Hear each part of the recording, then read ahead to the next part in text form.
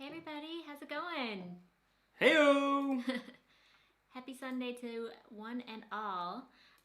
Just wanted to say a quick hi to everybody who's already on. So, hey Mary Ellen, she's saying, almost time for my quilting break with you. I love that. Nice. And also you're gonna have to tell us more about your quilts because I didn't know that you did that, and that's really awesome. And Mark and Jocelyn, I believe, are at church, but thanks to them if they're watching the replay for joining. It's been really fun chatting with them this week about certain things, so behind the scenes that you guys will probably find out about soon. And then Ronnie Dove, hey, how's it going? What up, Ronnie? Ronnie, are you in Texas now? I feel like you were traveling for a while, and I'm just curious if you're back home. Gareth, he says, hey everybody, I'm on time for once today. Gareth, thanks for those tips, by the way. We still haven't gotten a cool bag, but we're working on it. Yeah, so, and we'll circle back to that in 1 second, and explain to everybody what our adventure so far this week has been. And then Laura from Musings at Midlife, good morning to you as well. And Mo, hello everyone. Eliz and Derek, hope you guys are doing well. Mo, we need to catch up because we wanted to pick your brain about like Northern Ireland and if we should still plan to not go. Well, it's more of a question of what it's actually like there because we've noticed that Northern Ireland hasn't gotten as much coverage as Scotland and England tends to get. And I'm sure that's probably like a normal amount of coverage for Northern Ireland on the BBC, but we just have been trying to track down some information about, it sounds like there's lockdowns happening there. I don't know if you're in one or not. Oh, we have a knock on our door. Derek will get that one. But yeah, so we're just curious what's going on. And then Eric Zwart, thanks for joining. SD card. Oh look, just when we started. We got our Amazon delivery that Derek was waiting for. We'll add that to our Amazon haul video. Just kidding. And then Nick P says, hey from Minnesota. Traveling with Nick Peterson. What's up? And then, hey Thomas Reiser. Huge thanks to Thomas, you, by the way. hello. You've been so, and I know I've said this to you in private too, but you've been so helpful with sending us all of this information before we even know about it. In the UK. So he's been sending us information about like quarantine changes within the UK and stuff like that, that we can talk to a little bit more on this live stream too. Okay, and then, so Marianne said, hi again. Paul Tipton, good afternoon, how are things? Well, we went to Asda today for the first time. Asda. Which for people like us, who weren't familiar with the store beforehand, it's a lot like kind of like a Target or like a Walmart, but like more like grocery forward, I would say. Or at least the one that we went to had only a small section for like clothes and other things. Yeah, and we did not find what we wanted, but we did bought have other beer. things. Oh yeah, Derek bought a beer. Do you want to tell them what beer we got at Asda? So I got like this 9-pack of like ales. It's all different types of ales. So right now I'm having a pedigree, which is an amber ale, and it is bottle conditioned, which I guess means that when they bottle this, they put active yeast in it, so it continues to like age it in the bottle and whatnot. And it's supposed to give it a closer taste to what you'd expect out of a cask at a pub. So it tastes pretty yummy. Of course, Thomas Reiser knows more about this than we do. He says Walmart is in the process of selling Asda, which we didn't even know that Walmart owned it. So the fact that we said it felt like a Walmart was very accurate. The Waltons, man, they own everything. Interesting that they're selling it. So I know there's a few more people I want to say hi to real quick, but like just to add to that. So we walked in there at probably like 1:30 p.m. on a Sunday, the day before new national lockdown-ish restrictions are supposed to be announced. Yeah, it was pretty packed. My gosh. Becky, look at her cart. No. It is so big. Come on, that was good. Nailed that it. was good. Okay, anyway, so... Didn't know where I was going with it, did you? It was super crowded to the point of being... Like, Derek and I lost each other at one point. I told her where I was going. Yeah, and then I got a little freaked out. I felt like a 5-year-old like who lost their mom. I was like, oh, where is he? We didn't have our Wi-Fi device with us, so she had no way of getting in contact with me. So I ended up logging into the store's Wi-Fi, so that's how I called you. Yeah. But so my fatal flaw was that I got really distracted by like the shampoo section or something, and just like stopped following Derek, and then we lost each other. It was a store that has a lot of really like great things like that you would need. We just have never been to one, and going from like the Tesco Express down the street that's super tiny to the giant Asda was like, all right, so then I just wanted to say hi to Klaus. Welcome, Klaus. Thanks for joining. And Bonnie, hey, how's it going? I think Bonnie was in Banff this week, and maybe those were old photos, but you were posting some really pretty shots. Mark Finley, welcome. Hey, hello Mark. from the Rocky Mountains. So Mark Finley, I volunteered in Cortez for a week when I was in high school at the Ute Reservation where you just were. I don't know if you're still there, if you headed to Durango already, but I've been to that area of the country a few times, and so I'm super excited to like see what you do there. It sounds like you weren't going to Ouray, which is another really, really pretty spot in that area. But Durango's awesome. I love the downtown. I actually have a friend that lived there for a while too, more recently. But great coffee shops and cafes. They have like the river going through. I think it's the Uncompahgre River, if I'm remembering correctly. I whitewater rafted nearby there. Super awesome spot. Oh, I'm so jealous of you. It's beautiful over there. Okay, so Mo is telling us that right now in Northern Ireland, cases are above 1,000 a day, but there's a possibility that everyone will go in complete lockdown. No news just yet. But he does say don't cross Northern Ireland off just yet. Yeah. Okay. So. Good to know. And just so everyone's aware who's like not in the UK right now, it's like that is the talk of the news here, is whether or not they're going to announce like lockdowns everywhere and local lockdowns that go into place. Yep. I think yesterday Liverpool went into lockdown Liverpool here. and Bangor, Wales. Yeah, I Bangor, believe. Yeah. I probably totally pronounced that wrong. I think it is like Bangor. So where we are here in the south, which we're still in Portsmouth for the next few days. Yeah, in the south it's actually pretty good. It's decent. Yeah. And we're about to head to Cornwall, so we're heading towards Cornwall starting on Tuesday, something like that. So we're gonna go over and do like the Dorset Coast, Jurassic Coast type area, get a lot of cool pictures hopefully. On our way to Cornwall, and Cornwall in the south is one of the best counties from a COVID perspective. At least the last time I checked on a map, it was. Until everybody goes there. Until everybody flees there, and then it's gonna not do well. Yeah, but I mean it is that kind of. We have a friend who's in Cornwall right now actually, and is gonna be there when we're there. So he's not on here because he's out adventuring Graham right now. that you guys see sometimes is him and his partner over there. Yeah, they're at this really cool spot right now in Cornwall that I'm not sure. Maybe we'll make it to. It's not like my top choice place, but they went to the Eden Project today. Yeah. I don't know if it's any a bunch of you guys of like have biodomes that have a lot of different like types of fauna or no flora. Flora is the plant. And Allison and Eric from The Endless Adventure on YouTube have a video from Cornwall where they go to the Eden Project, and I know it's a huge tourist spot in that part. I don't know if we're going to go. Like if we pass by and it just is like we should go, like we're here, then we will. Yeah. But I guess it's just, I don't know. I hear it's very hot and humid inside of those biodomes. Hot and wet, just the way we like it. But it's super cool and like an incredible testament to like science that is prioritized over in that area.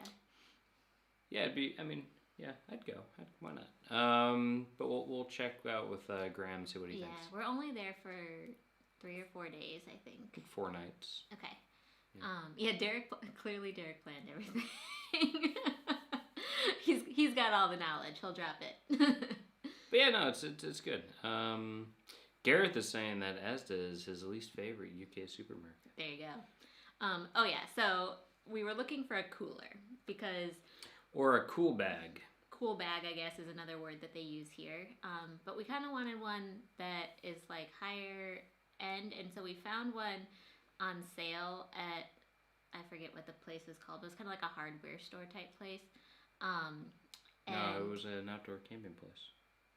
Well, we found anyway. Oh, okay. Sorry. That's not an important part of the story. And so we didn't end up buying it because we were worried that it was going to leak because it said it only had like 5 hours of cooling time. So then we go to Asda being like, we got this. This is a superstore. It's going to be great. And they're like, oh no, like we rotated out the camping stuff a couple months ago. Like, yeah, all they had were like... like we have Halloween stuff now. They had like a lunchbox. Yeah. And the guy was very nice. No, he's like, no, ooh, yeah, he's he like, was super ooh, I nice. don't know. And he like took us to a place. He's like, ooh, that's all we got. That's like a lunchbox. That's not gonna work. Yeah, he was super nice. Yeah, he was nice. So instead, I bought beer, which is also we bought tasty. beer, bread. Yeah, stood in the line. It was crowded. Yeah. So we still have to get that cooler probably tomorrow. In between our hopeful trip. Although, unless yeah, we could order online and have it delivered to our Cornwall place because we'll be there for 4 nights, and we can just do that. Yeah, but we have the food here. Anyway. Just have to eat it all. Logistics, we don't need to talk about. Okay, so Mary Ellen says that she's in the midst of making squares for her first 4. I'm assuming that's a quilting term that we don't know, but very cool. Unfortunately, we don't quilt. Like maybe the first 4 are like the first pieces of a quilt. Like you do those things and then you build off of it. I don't know. That's my guess. Sounds plausible. Okay, so okay. Paul Tipton asks, did we get our hiking boots changed? Ah, and yes, that's a great important. question because I feel like so we need to follow up to everybody who watched our Portsmouth travel vlog video. We talk about it a lot in that video, don't we? So what happened was we kept going to all these UPS stores that kept being closed, and finally, the following day, we found that the first place that we went to that had been closed was finally open. So we mailed it there. But wow, that was surprising how difficult it was. I carried that box to more places than I anticipated. We carried it all around Portsmouth. But yeah, no, so we ended up getting those, sent back and everything for our refund, which is great. And just, following up on the Merrell Shoes generally, and we mentioned this in the videos that, they don't provide a bunch of ankle support. These are like shoes. They're like trail shoes. So don't get them if you're going to go do a bunch of like really uneven ground, because I don't think it'll give you the support that you want or need. That said, they are really good for what they are. I mean, they're waterproof. Yeah. They're fairly comfortable. I think you were saying that mine now that they've been broken in. At first, I was extremely uncomfortable that first day that you basically saw me walking around, and then at the end of the video, I complain a lot. and guys, that's nothing compared to what she was when she was not being filmed. She was very cranky. That is a fact. You only see pleasant Eliz. Yeah, no, I was in so much pain. But after a while, those shoes got broken in, and I think my legs started to like have muscle again, and then stopped atrophying. Yeah, I think I was a lot better. So yesterday we did a ton of walking. I think we did 21,000 steps according to my Fitbit. And I was completely fine. And we were wearing the same shoes. We climbed up several hills. Yeah. To get good views of the Isle of Wight. Good walks. So, yeah. So I guess from the last time that we chatted with you guys, though, just to give a bit of an update for those who have not been following along on our Instagrams. So last time we checked in, we were in Greenwich, London. Yes. So, which was great, and it was awesome being with Catherine and Chris and whatnot. So Catherine was my roommate, and she was the one that was on our live stream last week. She was my roommate when I lived in Chicago. Yeah, and anybody who wasn't on last time, go check out that one if you are interested in kind of like, either an expat's perspective on the UK or just like somebody kind of local on their thoughts about different things. She also has like a super dry sense of humor that I highly appreciate. Yeah, she's fun. Hopefully you guys liked meeting her last week. Yeah, so we left there and we got our car. So we now have a car and I'm driving. And we have done a little road trip through Kent. So we drove to Kent and we'll put up videos and all this stuff because we have videos for everything. We just need to edit them. And by we, I mean Eliz needs to edit them. She's Derek's awesome. putting me to work. Yeah. And so we went to Kent, and so to do that, we went to like some really cute little villages in Kent that have like great picture spots and everything. So we got some really cool pictures there. And then we ended up staying the night in Dover. We did the whole Dover Castle thing, which was awesome. I mean, highly recommend Dover Castle. Yeah, it was a come from behind. Like, we didn't have super high expectations going in. I mean, I always thought it was going to be cool, but I didn't think it was going to be like... we knew that the war rooms, like the war tunnels were going to be closed and stuff too. Yeah. So we kind of were like, well, we'll see what there is to see. Yeah. But it's a massive castle. I mean, this thing is a huge castle that's been in continuous use basically as a military installation since like the 1300s or whatever, all the way up until like the Cold War. Yeah. So this thing is a very well preserved castle. And because it's so big, it was super easy to socially distance from everyone. And like the common areas were, so there's parts of the castle that have kind of like an indoor museum-esque type, but it was one way. We went on a weekday, so there were so few people there that it really wasn't that big of a deal. Derek just spelled a little.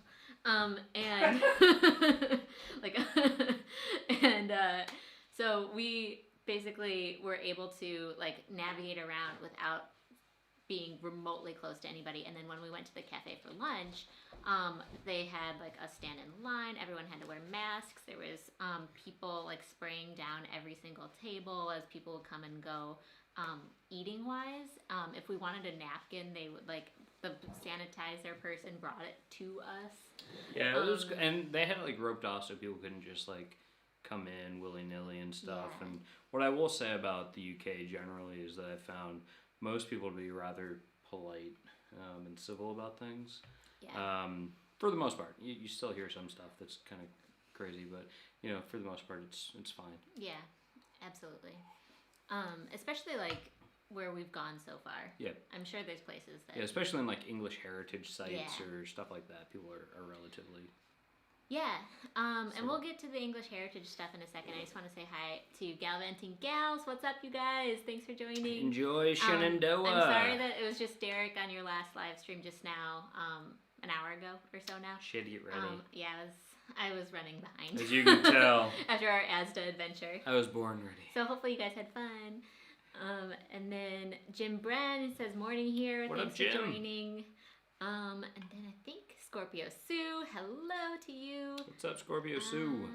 And Kim M, thanks for joining how are you as doing? well. Ninsky and Ellie around the world, hello. Hi, Ninsky and Ellie, welcome. Welcome. And good to have Terry you. Finley's on, awesome. Very cool. Tell April we say hi, guys, to the Finleys. Yeah, so Terry, sorry, and we're going to come back, but apparently Mark's driving right now. And yes, if you guys are in southwestern Colorado, Mark, keep your eyes on that road. Because those are some crazy turns, and you kind of want to like look at all of the waterfalls and stuff as you go by. Just don't. Just eyes on the road. Anyway, so sorry. It looks like we're really behind. We're gonna try to kind of power through and catch up. Yeah, okay. So just real quick, so we don't have to go into detail about like Dover and all that stuff, but like Dover Castle was awesome. If you guys want to talk about it later, ask us questions. We're happy to cover it. And then from there, we actually that took up most of our day when we were planning to like stop along the route, maybe do like Brighton. So we just ended up coming basically from Dover Castle straight back here to Portsmouth. Excuse me, sorry. Where we've been hanging out. And yesterday we went to the Isle of Wight, which is super cool. We had so many Brits, or I guess my friend Catherine is, well, she's British now. But anyway. She's a citizen. She's a citizen now. But we had so many British people tell us you got to go to the Isle of Wight. And everybody's like, oh, it's so lovely. And as Americans, I feel like that's not really an American tourist destination as much. I had never heard of it. Yeah, like Derek was confusing it with the Isle of Man on one of our live streams before. Yes, no, it was not me. But so anyway, so it's just one of those places that is it like Guernsey? One of those places that you don't really hear about. And what was super cool was that we got to go into Queen Victoria's like winter palace, which I didn't quite understand because it sounds like they did a lot of like beach excursions during that with the family. Like Prince Albert and Queen Victoria would bring their 9 children to the beach there, and they would all go swimming and hang out there. It was probably more like wintry, but it was probably like later in life she made that her winter. I don't know. She ruled for so long. She did. But it was really neat to see like their paintings, like family portraits. They had this giant pool table. 2.5 tons. Billiards pool. Yeah, 2.5 tons. It was like massive. Gem encrusted or something. It was marble. So impressive. It was also much bigger than like what you'd think a pool table would be. Yeah. Like just like the area in which you play pool is just much larger than a standard. So I don't know what games they were playing, but it was beautiful. Cool. And they had like this awesome book collection that clearly was original to the palace, but just so well maintained. I mean, these old books on the bookcases. And it was just really neat to see this incredibly opulent family room where clearly all these people would hang out and have family time. Yeah, it was and fit for a queen. There's like this other part at the castle called the Swiss Cottage that you kind of have to hike to. It is a little bit of a walk. Basically, it was a children's play area. Yeah, and so it was Prince their version Albert, of a jungle gym. Prince Albert started building this. It sounds like kind of with his bare hands for the 9 children back in the 1800s, and kind of modeled it after these like Swiss homes that he and his brother grew up. Well, in Swiss style homes in Germany. So in Germany, his castle had something similar. That was like children's area. It was like a Swiss style chalet, with like a museum and all this stuff for the kids to learn on. Yeah. That was part of like their family estates or something like that. Yeah. Which was pretty cool. And it was just so well done. And there was this area that Derek absolutely fell in love with, and he was like, "Oh my gosh, young Derek would have been so jealous." Do you want to tell him? It was like an army fort. It was like they built like a.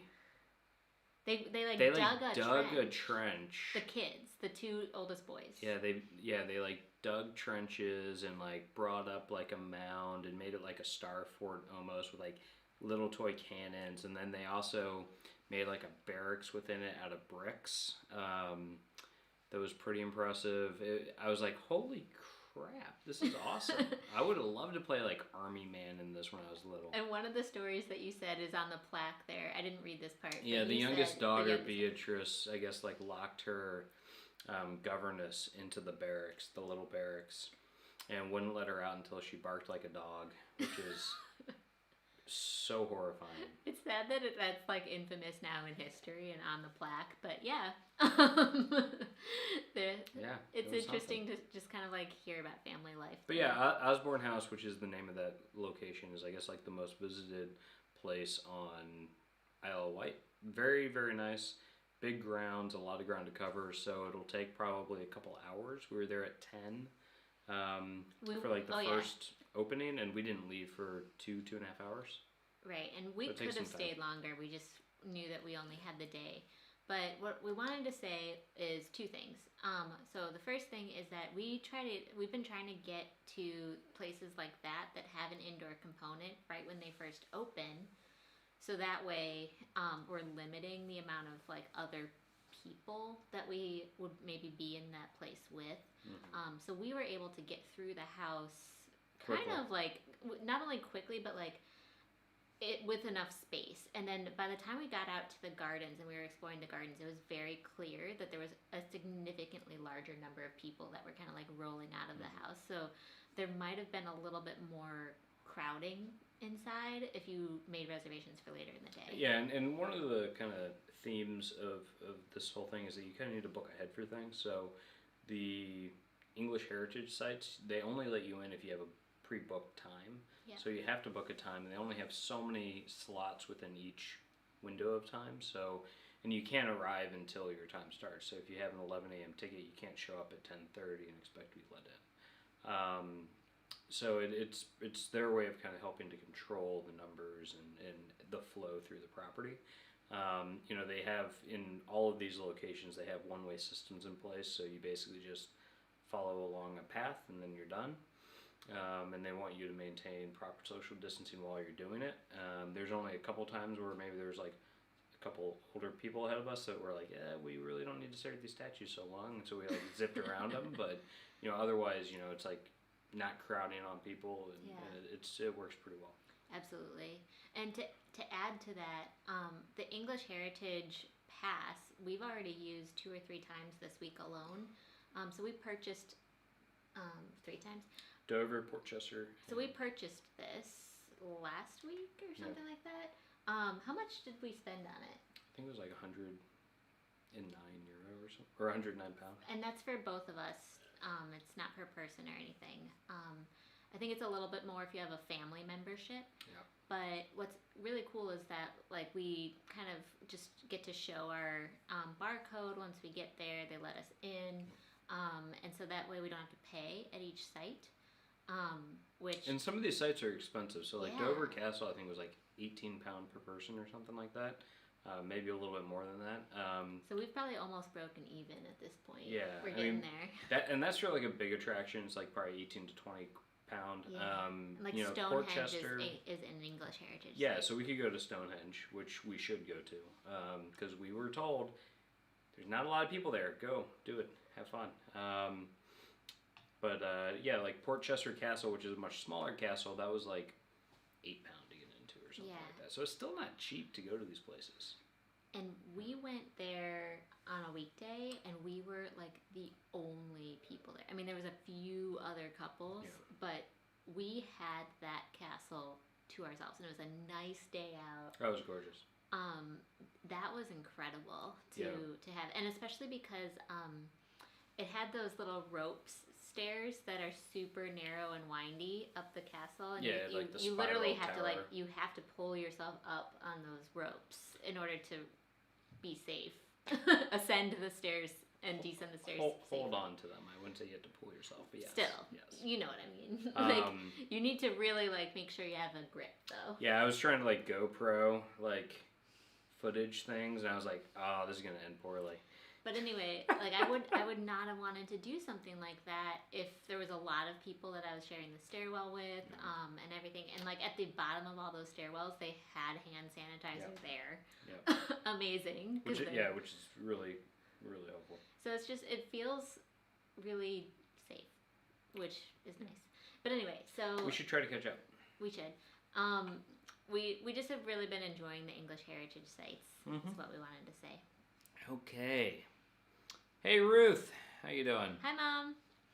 So Scorpio Sue, thank you, saying that she loves our Insta stories. Almost like being there. Well, I'm glad you're enjoying it. Yeah, Derek was able to post several of his Instagram stories from yesterday. I have not been able to catch up because we just didn't have that great of a Wi-Fi connection when we were in Isle of Wight. Yeah. So Gareth is saying good pronunciation of Bangor. I don't know if that is true, if it's Bangor, Bangor. I don't know how to pronounce it, so we'll figure it out. I'm sure Gareth knows the Welsh word too. So Mark is saying, we just left Durango on our way to Treasure Falls, hoping to get some amazing pictures. The Rockies have a lot more fall colors than I thought they would. Kind of makes up for not getting to Boston. It's awesome. That's so beautiful. Yeah.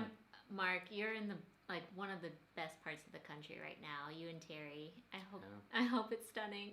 I'm so glad to hear there's fall colors. Yeah. Gareth says, never been to the Eden Project, but people do say it's good. Pricey if you're not that bothered. Yeah.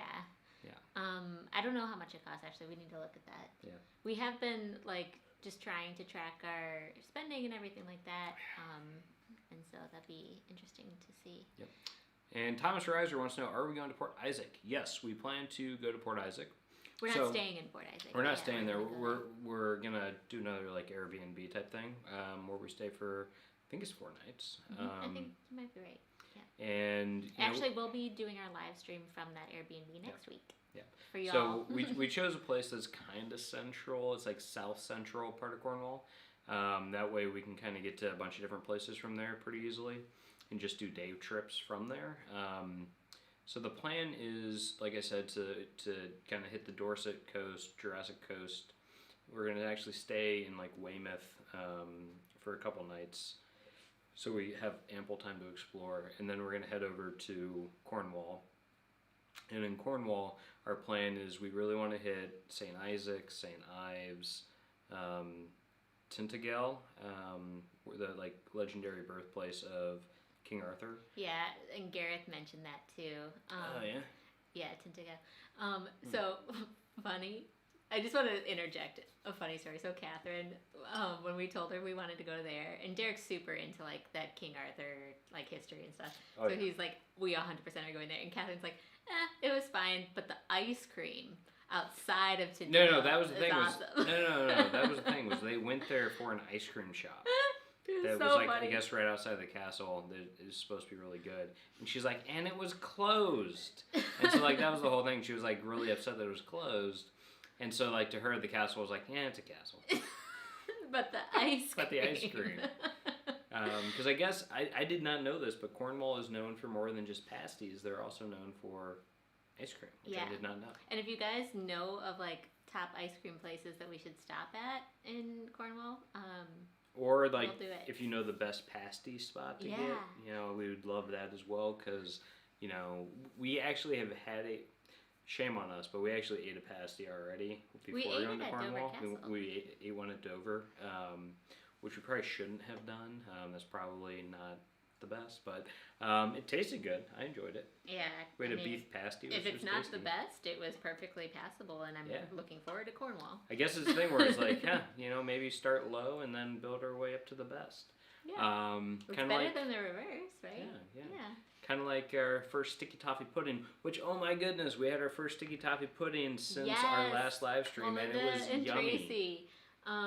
It was so you good. guys convinced us on sticky toffee pudding. Sorry, I can't. And Mo. Mo's been talking it up. And so I was talking with, I think it was Melinda, just about what it was, and so she was saying though that the ones that they had clotted cream instead of ice cream. Ours had ice cream with it. But I mean, sticky toffee pudding is so sweet that I see why you'd want clotted cream to help cut the sweetness a little bit. But it was funny because like the ice cream I felt actually cut, like sticky toffee pudding is so sweet that like ice cream makes it all less sweet, which is like bizarre to say. But it was so good. It's like as you cut into it, like you see like the stuff coming, like the whatever the heck is like the caramel. The caramel, like kind of like coming out of the sponginess. Oh, it was so good. It was sticky, it was toffee, and it was pudding. Speaking of the gals, they are, okay, we're going to miss part of Shenandoah, beach side of Delta remnants. We're getting partly rained in. Oh no! Okay, so we were talking about Mark and Terry going to see like fall colors around Colorado. I have incredible memories of being right outside of Shenandoah National Park and like in between the national park and Charlottesville, Virginia. I think the name of the town is Cozit, like really small town, and driving towards Charlotte in mid-October. And I was there for a bachelorette party, so Derek was not with me, and I called Derek from that drive, and I said, this is the most beautiful fall colors I have ever seen. I was like literally in this just otherworldly autumn place. And I was by myself in the car, and I'm really hoping you guys have that shared experience on this trip, even if maybe it's raining today, but maybe you get to see it tomorrow, because just the like reds and the oranges are so vibrant there. Yep. I am gonna, my contacts bother me, I'm gonna have to go rinse it here in a second, but Gareth is talking about Tintagel Castle and the fact that the English Heritage just completed a new entrance, which is a really high up walkway. Oh, cool. That looks really, really cool in all the pictures that I've seen. And they also are talking about, I guess there's like 2 parts of the castle that are now connected for the first time in like 500 years or something. So that'll be fun to go check out. Yeah. It'd be awesome. All right, I'll be back. Good luck. All right. Oh, and Eric's on Traveling Adventures with Eric B. Hey, Eric, how's it going? Thanks for joining. And Bonnie, you're saying that you were not in Banff this weekend, just a drive on Old Banff Couch Road. Oh, Coach Road. It is the old road to Banff, and pictures of the Rockies were just a few minutes drive away from home. That is so awesome.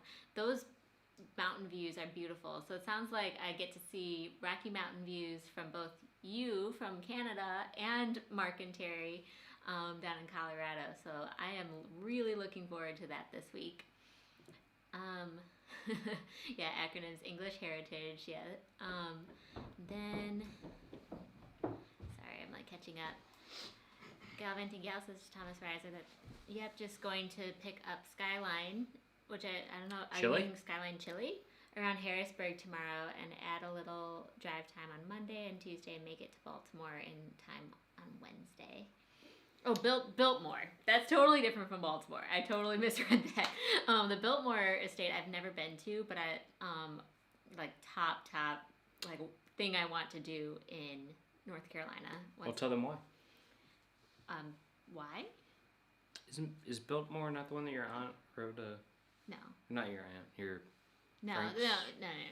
I don't Totally have different? it. I have no idea what the Biltmore. What are you talking about? What's the Vanderbilt estate? That's the Biltmore, and those people live in Asheville, but I don't know what you're like. I don't know if there's a connection. Frank's Anyway. sister-in-law wrote a book about it. Oh, I didn't know that. The Last Castle. Oh, I haven't read that. So there's a book about the Biltmore that Eliz's uncle's. So I guess the connection is saying so. Eliz's uncle's sister-in-law wrote a book about it. It's called The Last Castle. It's about the estate there and kind of all of that stuff. Remember I haven't read it. She wrote also a really cool I do book. think you're right. Yeah, she also wrote a really cool book called Atomic Women, which is about the women of the Manhattan Project who helped kind of with all of that. So if you're wanting to look for some cool books, check them out. Denise Kiernan. All right. Thatcher's Gold Cider. This is the ones that we've been drinking pretty much on all these live streams. But there's a lot of other ciders here. We just haven't bought them. We found one that were like, that's There's tasty. Scrumpy at Asda today, but it wasn't as high of an alcohol content as I was remembering. Yeah. Okay. So wait, where are you at? Oh, Mary wow. Ellen saying no. First of 4 quilts of 7 total. That's so cool. That's a lot of quilts. Oh my gosh. That's cool. All right, so Quilt, Mary Ellen quilt. That's awesome. So Thomas Reiser saying that Royal Mail works well. I don't know what that's in reference to. We had to probably our UPS. The returns. Thing. Oh yeah, it came with we had to do it through UPS. Yeah. Otherwise, we would have had a much better luck, I think. Yeah. So Mo is saying he uses Salomon boots and they're really comfortable for him. I've never heard of that brand, but we'll have to check them out. Somebody else is. Oh yeah. So Laura's saying I see my Keen boots. I use my Keen boots. We have Keens with ankles, like the high top with the ankle support at home, and we were going to bring them on this trip, but they took up so much space. Yeah, they're incredible, and they are supposed to last a lifetime. And we brought them to Moab last year. We bring them on all these hiking adventures, and I think we brought them to Europe at least once before. But they, like Derek's saying, they're so bulky. They're super bulky, and we didn't want to wear them on the plane, so we decided that we'd try to do something a little bit more streamlined when we're here, especially because, being here, walking just around cities, you need shoes that are waterproof, so we thought it'd be good to have kind of like waterproof gym shoes that we could walk around in either on trails or, just walking around a city. So we wanted some lightweight ones, which the Merrell ones, they're super lightweight. They're like wearing tennis shoes. Yeah. They really are. And I think they're pretty comfortable, so I'm still happy with the decision. Bonnie, you're so funny. I know. She called our vlog the Sisterhood of the Traveling Shoes. Nice. Yeah. And also, it's kind of funny that Derek and I have the exact same shoes, too, because, we just look like ridiculous everywhere we go. It's like, oh, I wonder if they're married. All right, Terry, we're about to lose you because the signal's bad in the Rockies. Next stop, Treasure Fall. Have fun. Nice. Gallivanting Gals is talking about Tracy's aunt was a huge quilter and had 2 rooms full of quilting gear. Wow. The only thing she didn't do was backing, I think they call it. That's cool. Nice. So Eric Zwart says, hi, good morning, haha. Still able to travel, yes, but also less and less again. But if you buy a COVID test, you're able to visit most of Europe without quarantine. That's cool. That's cool. Okay, so let's talk about that for a second. So Thomas Reiser sent me a article this week that... And Gallivanting Gals were talking about it on their nice. their like travel news you need to know. Yeah. Okay. So my understanding, and Thomas, you can tell me if I'm misspeaking, is that the U.S. and the U.K. Fact check. Kind of like working on, and just other countries around the world are working on kind of like almost like a fast pass option of being able to get into different countries if you take this COVID test, right? So what they're saying is it's probably not going to be implemented until the holiday season. Yep. Hopefully it'll be sooner, but yeah, that's kind of the timing that's been put out there right now. So there's also kind of simultaneously news that at Heathrow Airport, they're going to be opening up at Terminal 2.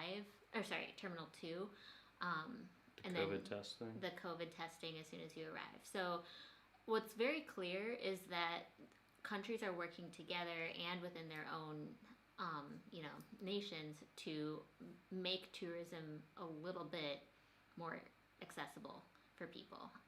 Because right now it's like people like me and Derek, are few and far between who would be willing to wait out of quarantine for 2 weeks without being able to leave a home before you could go explore. Yeah, and it was tough on us. I mean, it'd be tough on a lot of people. So yeah, it's really cool that people are that they're doing that. So yeah. Wish we could have benefited from it, but it's fine. But it's going to be, what we're hoping is that we'll be able to kind of have that like first mover advantage and help other travelers who might be looking to participate in that once it's available. Yeah, and not only that, but like we will be back in the States for the holidays and the beginning of next year and stuff. But if they are able to implement something like that, hopefully it would mean that we can come back without having to do another 14-day quarantine. So that would be the hope at least. So, what else? So, Paul Tipton asks, are you just driving and walking around outdoors, or are you having to book places in advance to visit at certain time slots? So, yeah, we're booking certain things in advance. So, for instance, you have to, for any English heritage, you have to book it in advance if you want to visit. With the exception of a few locations where it's like just an outdoor ruin or something like that. But if it is a place like Dover Castle, for instance, you need to book your time slot in advance. Same thing with Osborne House, and a number of others. So we'll continue to do that. We have been doing, like on Isle of Wight, we did a number of just like driving around, getting out of the car at like viewpoints and walking around a little bit, which you don't need to book in advance. Yeah, and we were there on a Saturday. Cool. It was busy. It was busy-ish, like compared to what we're used to seeing on weekdays, but it was still like not terribly busy. But once our YouTube video comes out of that one, you'll know that it was quite busy enough that you need to make dinner reservations. Oh my gosh, yeah. Let's just leave it at that. Make dinner reservations in advance, otherwise you end up eating takeout Chinese food. In your That's car. all I'm gonna say Outside about that one. Yeah. You live and you learn, and you get loves.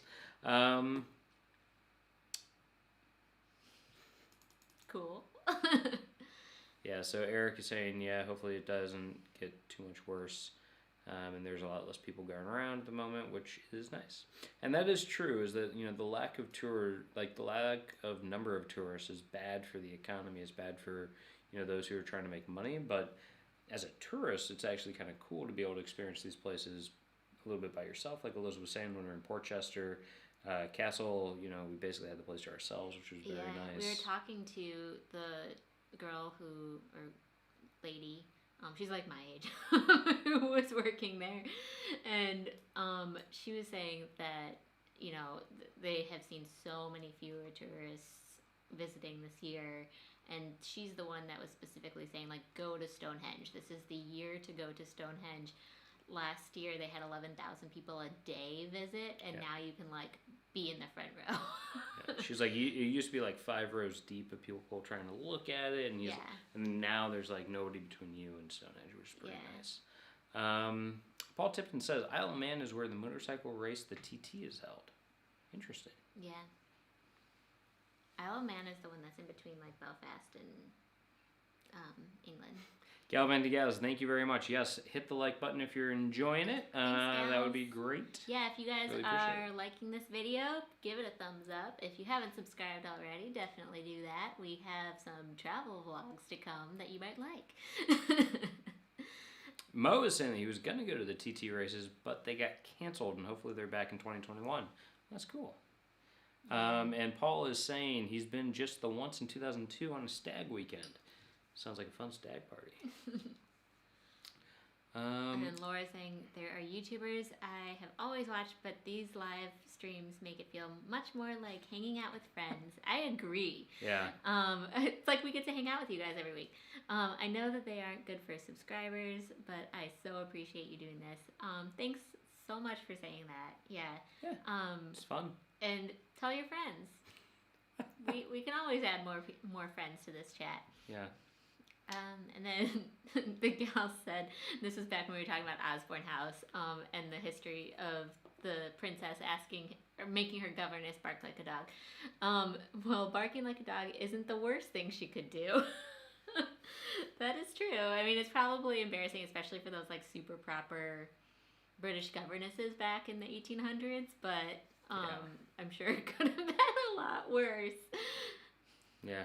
So, and I bet Princess Beatrice got in trouble for that, if I had to guess. I hope so. Galvin and Gals. Okay, yeah, so wants to know, isn't there another pass besides English Heritage? Seems like we bought another pass. Yeah, so there is the National Trust, which does a lot of, like, gardens and hiking trails, which and we more went to a National nature. Trust site yesterday too. Yeah, so we actually got one. We have bought both, and at the end of the day, Eliz and I were talking about this when we were making our decision about whether or not we thought it was worth our money, which was we support both of these causes. We support, like, conservation of historical monuments and history, and we also support conservation of nature. So at the end of the day, even if we can't use our National Trust membership or what have you, the money's going to a good cause, so we're happy to support it.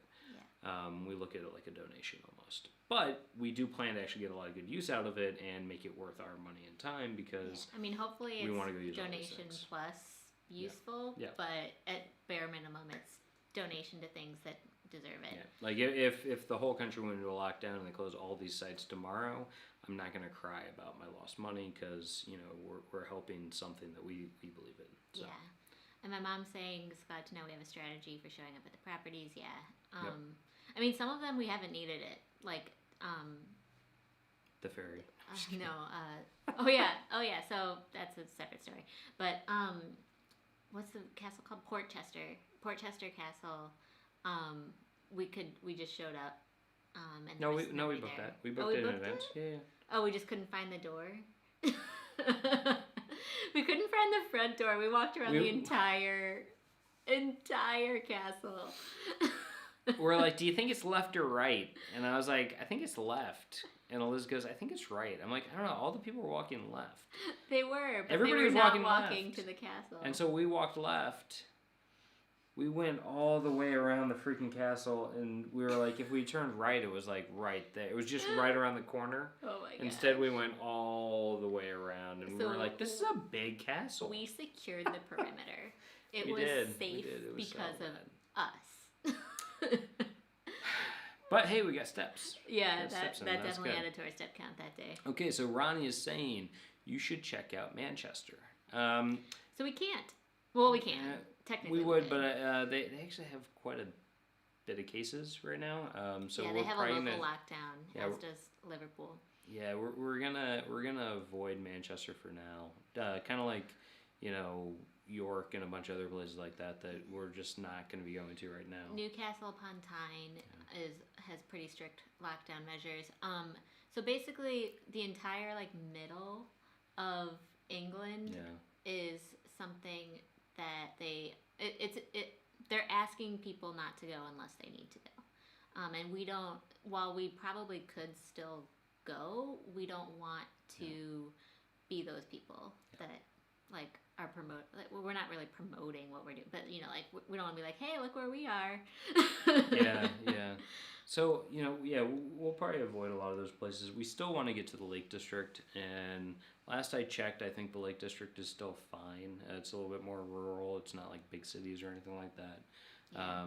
So we're still hopeful that we can get up there, and also, maybe skip central Scotland and get up to the Highlands, because the Highlands are still okay. Yeah, so central Scotland, aka like Glasgow and Edinburgh, are similar to central England in that way. Yeah. So we just have to be a little bit like we're researching every single day of what's what. Eric, awesome to have this on while making dinner. Well, thank you. Hopefully you're making a yummy, yummy dinner. Yeah. I'll be cooking after this. Yeah, we're going to have burgers tonight. We bought a lot of burgers that we put in the freezer, and as you guys saw. Now we got to eat them. But Manchester, we've been there sort of before. And the reason why I say sort of is because we flew in to Manchester when we did our Northern Wales trip. Yep. And we went into like the city to catch the train to Wales and stuff. Yeah, so, that's it though. Yeah, like we've seen it, but we haven't really seen it. And so we would have loved to do that on this trip. Absolutely. Yeah. So Mo is saying National Trust. If you get that, you get access to sites in England, Wales, Northern Ireland, and Scotland. And yeah, that's true. We actually ended up going with the Scottish National Trust is what we ended up getting our membership through. And again, it's all reciprocal. So yeah, it gives us access to England, Wales, and Northern Ireland as well. Yeah. Baggy T, welcome. Hey Baggy T, and hey Purdue. Welcome what up, to you Purdue? guys. Thanks for joining. And so Mo is saying, Scotland has National Trust for Scotland, but if you have the other National Trust memberships, you can still use it for Scotland anyway. Yeah. And same thing, I think they're all reciprocal. So yeah. I know when we booked the Scottish National Trust one, it gave us access to all the others. So. And Thomas, you're right. You can get them in advance by joining the Royal Oak Society. Cool. Yeah, so we ended up getting them here last week, right? We did National Trust and English Heritage, and haven't regretted it yet. It's been really, really good to like get us to all these different sites. Gals want to know if you can eat ice cream. No, but yes. No, but she does anyways. It's good. Okay, so I'm lactose intolerant for everybody who doesn't know. I feel like I say that all the time. But I kind of pick and choose when I break it. And I did bring a lot of lactate pills. But like with the sticky toffee pudding, we split it and I had like one bite of the ice cream, and usually I can deal with that. So good though. Yeah, you got to eat the rest. I got to eat most of it, and I was just like, oh, I love it. So, all right, Purdue says, wife got her pole dark on a trip to Cornwall. Fun. So Poldark is an interesting, I think that's a BBC show.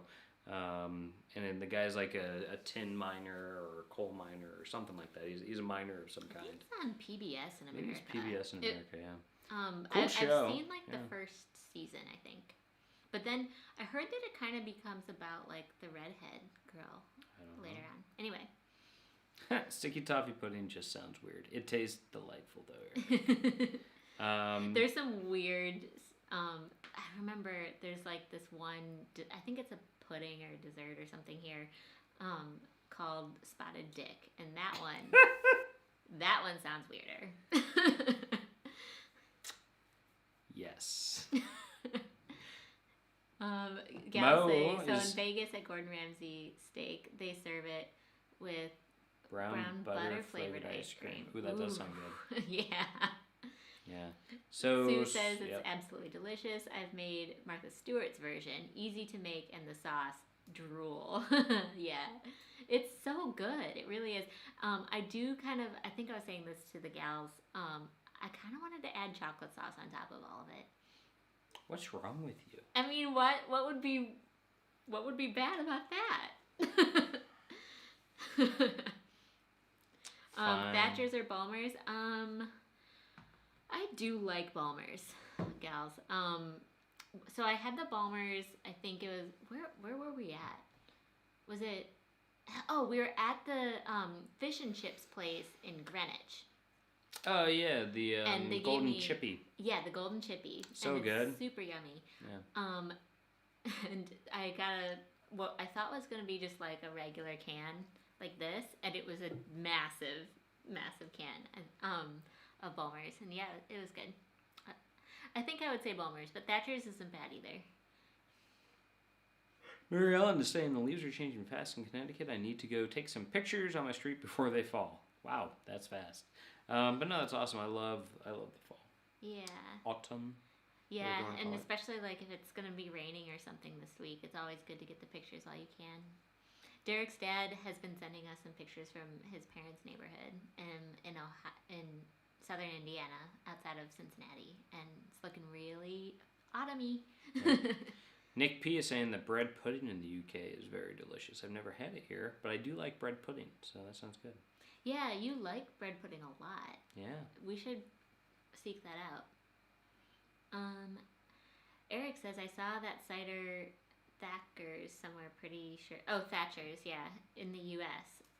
So my understanding is that the brewery is somewhere between like Bristol and Cornwall. So we might be able to track down where it's brewed this week and post about it for you guys, or Maybe. talk about it next week. Galvin and gals, have fun. See ya. Bye, gals. Thanks for joining. Okay, so Eric says, last week I came back from Paris, France to Venice, Italy, and there was a testing lane that you could get a free COVID test, and 15 minutes later you get the result. Are you able to leave without quarantine? That's amazing. So here in the UK, they still have a little bit of a testing backup, to my understanding, and so we've been really diligent about like trying to just avoid any sort of contact with people until at least at minimum that's figured out, because the NHS, like, you do not want to overwhelm the NHS in any way, so we just don't want to have to go get tested unless we really need it. Yeah. So Gareth is saying that Cadwa CADW. By the way, is the Welsh word equivalent of English heritage. Yep, and the Scottish one I think is historic Scotland. So that's awesome to know. I didn't realize that they had their equivalents. I should have guessed. I do remember seeing CADW kind of all over the place in Wales last time we were there. So that makes a lot of sense. I think like Conway Castle and some of the others are like that. Yeah, we'll have to look at if we get to Scotland and Wales for a significant period of time. Maybe it'll be worth. We really want to go to both of. I mean, we want to go to all 4 of the countries within the United Kingdom. It's just we're trying to play it all by ear. That's for sure. Oh, that's actually nice. Gareth is saying you can use your English Heritage Pass to get half-price entry at Historic Scotland and CAW sites. Oh, cool. So that's good enough. Okay, did you ever figure out where they mail their passes to? No. Okay. We haven't gotten our passes. We've been using our temporary ones. I think they probably got mailed to my parents' house. Oh, okay. In Indiana, which means we're not getting them. Hey, Walter's World. Hey! Welcome back. Hey, Mark Hope and Church was Jocelyn. nice. Yeah, Hope Church was good. And in celebration of that, I'm going to go get a second beer. Super, super fun to have you on. Yeah, good exercise, lots of steps for sure. All right, so Paul says 14-day quarantine would be difficult for me as I can only book a certain amount of time off per half of the year split, so airport testing would be very welcome. Yeah, and we are completely aware that like 99.9% of people would not be able to do like a 14-day quarantine where they can't leave. So like it's one of those things where if you can work from home or work from anywhere, maybe you can make that work, kind of like we can work from anywhere sort of thing. But it's definitely tricky, and it's hard in the tourism industry right now. So you got a new one. What'd you get? It's a Scottish beer, it says. McEwen's Levy. So Traditional Scottish beer. For those of you who weren't down at the very beginning, we went to Asda today, which is like kind of like a Walmart, if you will, in the UK. Smaller than Walmart, I would say, but it was definitely crowded. And we went to hopefully buy a cooler for our road trips. Did not find one, but Derek did find a assortment of 9 British ales. beers. Ales, yeah. Huh.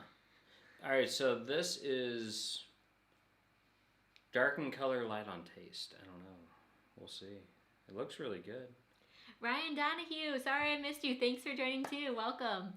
And then I feel like we might have jumped slightly. Okay, yeah. You like which one do you like better so far? So these are the two that Derek's had. I don't know. I might be a pedigree guy, but Okay. this is pretty good. This isn't bad. It's got kind of like the more like hints of coffee and Oh, stuff really? like that. Hazelnut aromas. Cool. That's what the back of the bottle says. Yeah. And Mark and Jocelyn are saying the Lake District would be awesome. That's for sure. Oh, heck yeah. That'd be cool. Purdue says if you want to skip over the middle, take the Caledonian Sleeper train to Scotland. Oh, yeah, that would be a way to do it. You never get off. Well, you do have to get off of that, I thought, at Edinburgh. Or does it go all the way in through Inverness? No idea.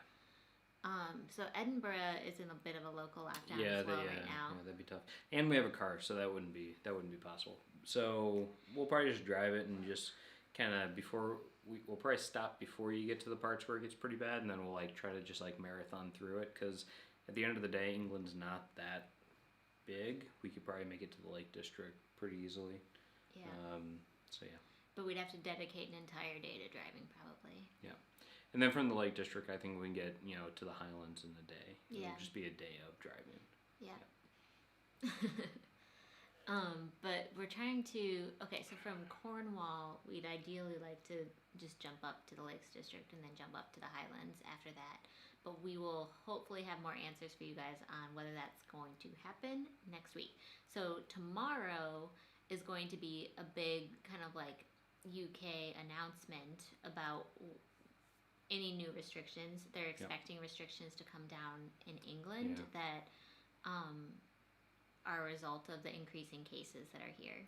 My guess is pubs and restaurants are going to see some more restrictions in place. Right now it's closed by 10 o'clock. I have an assumption that that's going to get scaled back even more. Yeah. And oh my gosh, so when we were in the Isle of Wight, we went to Ride yesterday. What was very noticeable is that right around dinner time, there were people that were not socially distanced waiting outside of the pubs to get in. Oh, yeah. And then we were like, wow, this is so, like, there's so many people out. And then we watched the news this morning, and it's like, revelers are making the most out of their last time before what's likely going to be like a new lockdown measure. And we're like, oh, people were trying to like party before they can't party. Yeah, no, yeah, it makes sense. Yeah. Because even I'm thinking like, should we go to a pub tonight before we can't anymore? But I don't think so. And we wouldn't like be like this with people we don't know or anything like that. But, there's certain pubs that definitely like you like can the wine vaults see... down the street is like pretty cool. Yeah, the wine vaults that was in our Portsmouth vlog video that I posted on Friday, at the very end, that one does a super good job, and that one's owned by I think Fuller's. Yeah. And so all around at least the southern UK, we've found pubs that are owned by this chain called Fuller's, and they have different menus and stuff like that. Yeah. But like them and Green King, and there's a bunch of different ones. We've found that we're going to Fuller's more often. I think we went to one over by the waterfront here in Portsmouth this week too. But they do a really good job. They have like hand sanitizer when you walk in. They socially distance everybody. Like you can order from a QR code on your phone. They have you pay, like if you have one of those credit cards that like contactless ones, which we do. I mean, our credit cards just switched over to those in like the last couple months, so really glad that they have those. Yeah. Way less hassle. Yeah. So, but there was a thing that I want to talk about. One thing is Scorpio Sue. So really it's just about your name, because every time I see now 1102, I'm like, what happened in 1102? Her birthday's November 2nd. Oh, is that what it is? Mm-hmm. Oh. See, I was thinking like the year 1102. I'm like, oh, so like the Anglo-Saxons were... No. Okay, no. Yeah, so, but she was saying that, there's so much to see. Every time I've been, it's been rush, rush, rush. Oh, no, sorry, that's Eric B. responding to Scorpio Sue, is that there's a lot to see, and every time it's rush, rush, rush. And Eliz and I were talking about that, like today, for instance, it is a gorgeous day outside. Like, it is beautiful out. It's probably like 60 degrees and sunny here. Yeah, it's an amazing day outside, and, we use that to, like, go around, do some shopping and whatnot, but we've largely, like, relaxed today because we did so much yesterday that today was a little bit more of a down day, some work that we have to get done for the channel and whatnot, and because of that, because we're here for 3 months, it's like, we can do that. Like, we can, like, we have this, like, beautiful thing called time right now where we still have a lot of time, so it's been nice to be able to say, like, just because it's nice outside, we don't have to, like, run around for 12 hours. Yeah. Which, if we were here for a week, 10 days, we'd be like, let's go. Like, we had to get out there. So it's nice. Yeah, and that's why even at the same time, like, we used to struggle a lot with filming travel vlogs. I mean, for multiple reasons. But, like, one reason is certainly that, like, Derek would be traveling for work a lot, so it'd be like, sometimes it would just be me, and sometimes it'd be the two of us. But now it's the two of us going around and exploring, and we have just a little bit more time to, like, make that work. And so we have a ton of footage even from the past week that we're so looking forward to releasing on this channel. We have I think we have 6 videos worth of stuff. Yeah, I mean, we have like tons of stuff from Kent, Greenwich over in London. We have basically 2 London, 2 Kent, Isle of Wight. We have another Portsmouth video. And I mean, we're hopefully going to Brighton tomorrow. So we really hope you guys are interested in England because that's what we're at right now. Yeah, and the plan is to get at least probably 3 videos out of Cornwall while we're there.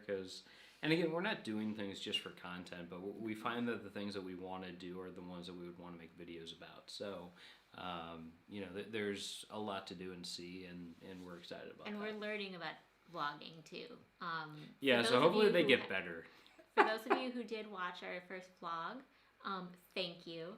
And thanks for not tearing it apart, because, there's a lot of just learning that we took from the editing process of that one, and hopefully we can implement it as we go along. One of the examples, oh my gosh, you guys, if you watch this again, this might be a common theme until we realize to course correct, but every time we started talking, okay, so we would either say okay, so, or all right, so, and I'm like, every single scene is just we say the same things. But and after we realized that we were then, like, filming stuff in, like, the Isle of Wight, and we'd start like 10 times. Every single time I'd start the camera, I'd say, all right, so, man, he's like, no. So, conscious effort, we're trying to fix that. It's tough. Oh, and then you guys all got to see me at like 6 a.m. half asleep this week. But hopefully you enjoyed it, because it was super embarrassing for me to just watch as I was editing. So Purdue says U.S. State Fairs would turn it into deep fried sticky toffee pudding on a stick. I'd eat that.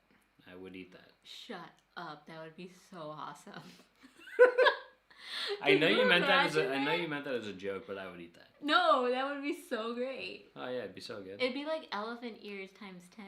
It'd be like crunchy on the outside and sticky toffee pudding on the inside. Yum. Gareth, Gilmore Girls, I'm with you on that one. Doesn't even need to be a guilty pleasure. That is a perfectly acceptable thing to love. Purdue has asked Gareth if he's watched Emily in Paris on Netflix yet, and we have not. We have not. Everyone's talking about it, so don't give it away, because I will definitely be watching that.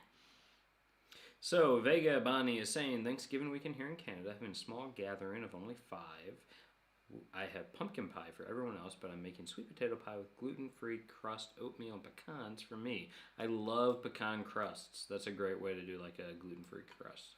It's awesome. I agree. I also love pumpkin pie though. Yeah. Not gonna lie. Thomas Reiser. Agree. Oh, yes, everybody's saying Happy Thanksgiving to Bonnie. Happy Thanksgiving, Bonnie. Yes. It's so crazy how like in Canada Thanksgiving's in October and in the US it's in November. Yeah. I always like kind of it sneaks up on me for you guys a little bit. I'm like, oh right. So Purdue is telling us if we go south of Bristol to Thatcher's Cider, drive through the Cheddar Gorge, also nearby. Oh, okay. Yeah. So I think the Thatcher's Cider place is like sort of on the way. We're kind of hugging the bottom coast as we get there. So we're going to be staying in Weymouth for a little bit. Weymouth is the Dorset place. Yeah. And Thatcher's Cider is closer to Bristol. Oh, yeah. Yeah, but we might hit that on our way up towards the Lake District. Yeah, we'd probably drive through the that area. castle. Yeah. What was it called? Tintagel? Tintagel. I don't know the pronunciation. That's how it's spelled. I'm going to find Cheddar Gorge. Cadieux is how you pronounce it. Cadieux. Oh my gosh, with a stress on the K. Okay, thank you. Thank you so much. Cadieux. So now we actually are going to look like knowledgeable when we're there. Cheddar Gorge. Purdue, yeah. So we were just talking about that earlier. Walmart just agreed to sell Asda to some other company. Done. Saved. I have saved Cheddar Gorge on my map. We went to the bread section in Asda. And it was very picked over, first of all. And all of the breads expired in like 2 days. And when we went to Tesco earlier this week to buy a loaf of bread, it expired like the next day. So we've been having a little bit of a hard time just finding bread that makes sense to buy here. And I know we mentioned that in one of our videos just about expiration dates being shorter, but that's really short. And so we've been everything was like 2 days from now. I was like, what the heck? Yeah, we've been like, oh, okay. Gotta freeze your bread here. Yeah, so we've been having to strategize about bread. That said, they do sell like half loaves and stuff like that that you can buy. The problem with that is that I don't want to go to the store every like 2 days to buy new bread. So whatever. It says Best Buy. It's not like it's like expired. That's true. But it's still like you have to strategize about your bread here. I don't know if anybody has tips, Paul or Gareth or whatever, about how to, maintain your bread inventory correctly. But we've just been so interested in how quickly it expires here. Yeah. Mary Ellen Dillon is saying, I'm drinking coffee. Wish I had one of those. I don't know if you mean cider or beer, but both. Somebody else, I think it was Mary Ellen, or somebody else earlier was saying that they were drinking an espresso. No, it was Bonnie, I think. It sounded really good. Yeah. We've been drinking like our instant coffee, and it's been instant coffee. Well, yeah. The one that we bought is not as good as the one that the Airbnb guys gave to us, which now we know the next time we buy, we'll buy the Nescafe Gold. Another lesson learned. Okay, so we stayed at a hotel in Dover, and it was beautiful, by the way, for those of you guys who saw it.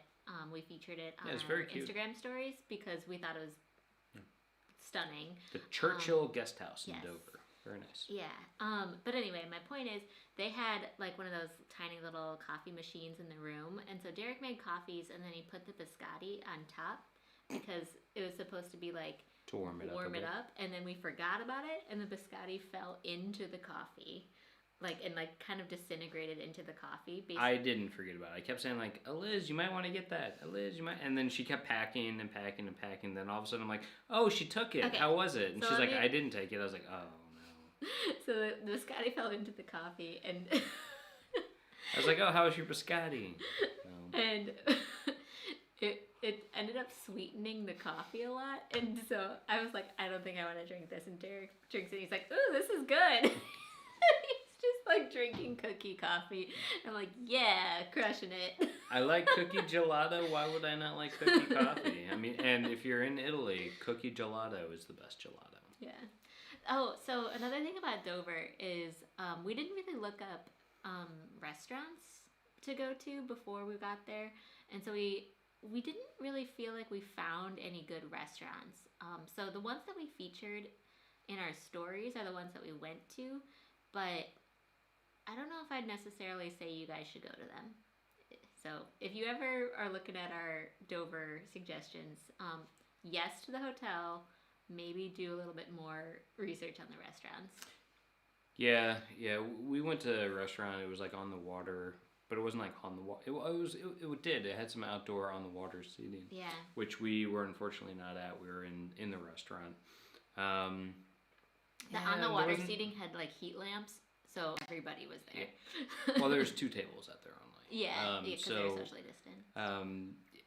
That looked really nice. That would have been cool. But as it was, like we each got like burgers and stuff. It wasn't that great. We're trying to be very honest with you all about what we're experiencing. There's a few other things, like on Isle of Wight, when we finally released that travel vlog, there was another thing that we were kind of like, I'm not so sure about this one. Yeah, we got some candy that wasn't that great. Yeah. So we're just wanting to be forthcoming and not just say everything's wonderful. But we found some really great gems too that hopefully you guys are enjoying seeing. Yeah. Okay, so Thomas Reiser is telling us about the Caledonian Sleeper. It takes a bunch of different legs that split off, and some go to Fort William, Aberdeen, Inverness, Glasgow, and Edinburgh. Oh, cool. Yeah, that would be cool. Inverness is where we want to at least start. Because Derek still wants to do the North That's Coast the start 500. of the NC 500, which is mentioned by Purdue, and he's talking about Scotland driving. North Coast 500 route is a scenic drive. It is, and that's still what I want to do. And I'm going to drag Eliz kicking and screaming to it, and it'll be a fun time. She'll thank me later. Derek's gotten a lot better over the past week with, so we rented the car. Did we rent it? Okay, I don't know if we had rented the car when we last talked to you guys. No, we Man, hadn't. it feels like forever ago. We got it on Monday. Okay, so we rented the car a week tomorrow. on Monday after we talked to you guys on the last live stream. And they upgraded us, which we always tell you guys. Don't do. Don't upgrade. Just don't even let them upgrade you. Yeah, it was so stupid. Then they were like, "This is the smallest automatic car that we have." And they're like, "We only have this one." It's like, well, then why were we able to reserve the smaller one? Like it was just like an inventory question mark. And so we get to the hotel in Dover that night after driving from London City Airport all the way there, and the like head guy at the hotel who was checking us in, he sees how big our car is, and he's like, God, they always give you Americans and Australians the biggest cars. It's like they know that you're gonna crash them. And we're like, makes sense. Yep, like they know that they're gonna get that insurance money. Might have had a touch and go moment or two. And then the first night, because Derek woke up at sunrise to go to the beach in Dover, as some of you might have seen, the White Cliffs, to take pictures of them at sunrise, and I was not in the car able to help him like pull out of this alleyway, and it was tight. It was so tight. He kind of scraped a little inch, maybe. Not the paint though. Not the paint, but the rubber. And that was like the first, within the first 24 hours. Yeah. And so we were like, oh, this is gonna be a long 3 months. But it ended up being fine. Yeah, and like you haven't had anything. There's no like noticeable damage or anything like that. There's been a few times where you're driving and there's hedgerows or whatever that are real close to the edge where you kind of brush them slightly, which is a little disconcerting when that happens as well. We drove through South Downs National Park in order to get from Fort Smith to Winchester this week, and the hedgerows are so scary as a passenger. Because I'm like literally right up against them, and it's like one wrong turn and I'm donezo. Yeah. She gets really stressed out with my driving sometimes. Yeah. The lanes are so narrow. They are, but I am glad that before we get up to Scotland, I'll have driven through Kent, which has some very narrow, winding roads. I'll have driven through Cornwall, which I think is similar, as well as like South Downs and all that stuff. So hopefully by the time I get up there, I'll be pretty used to the narrow roads and whatnot, and it'll all be fine. So we'll see. So Eric says he made pasta with ingredients from Italy. Nice. Crushing it. Only a 20-minute drive to the Italian border. That's awesome. That's great. Scorpio Sue says Eliz wins it. LOL. I assume that's about your birthday. Oh yeah, crushed it. And then okay. So Eric B. Hopefully you come back. Good luck filming content. Yeah, I've been loving your videos too, Eric. And then I'm sure he's already gone, but thanks for joining. Yeah. Gareth is saying he hasn't seen Emily in Paris, and perhaps he should reactivate his Netflix account. Yeah, I don't know. I don't know if it's any good. I know it's like the same creators as Sex and the City, right? Yeah, we can't confirm nor deny, but we saw some promotions for it before it launched, and I'm not gonna lie to you guys, I will be watching it because it looks like my type of show. Yeah. Kim says, I thought your editing was great. That was a complex video for new vloggers. Thank you. Yeah, it took some time. It took like 2 days to really edit the whole thing. So I'm trying to get a little bit more efficient on it. Mo, 2 words to convince you to come to Northern Ireland. Dairy Girls. Yes, absolutely yes. It's a great show. Dairy Girls. You've been quoting it this week too more, I feel. I don't know. But yeah, it's been, I love that show. If you haven't watched Dairy Girls on Netflix, you definitely should. Sticky biscotti coffee. Yeah, that's kind of what it was. I mean, it wasn't the worst though. Yeah. All right, so Gareth is saying, I don't like the mass-produced breads, e.g. Warburton's, but they will have a longer shelf life. I tend to buy my bread from the in-store bakery. It does last longer than the label suggests, but I get the bakery to pre-slice the bread and try to keep space in the freezer. I then take out slices as I need them. Yeah, that makes sense. That's smart. Yeah, we've been freezing like bread where we bought a loaf of bread the other day that like expired literally the next day, so. Or the Best Buy was the next day, so I ended up taking like more than half the bread, putting it into like freezer baggies, sticking it in the freezer, and yeah, we use that for toast today. We're just not used to having to freeze bread, and Paul's also saying the same suggestion. It's not, and like it probably just means that there's more preservatives in the bread in the U.S. I don't know for a fact, but that's what I'm guessing. But we just don't have to do it as much in the U.S. The expiration dates are a lot longer. Yogesh Tiwari. Hello, welcome. How you doing? Welcome. Thanks for joining from India. That's awesome. India is on our list. We haven't been yet. One of my best buddies growing up is Indian. He was born up in one of the northeastern provinces, I think. So we really want to go with him at some point. Him and his partner. We were talking about going in January. When he had to go there for a wedding last January. Well, that was going to be in Goa, which was.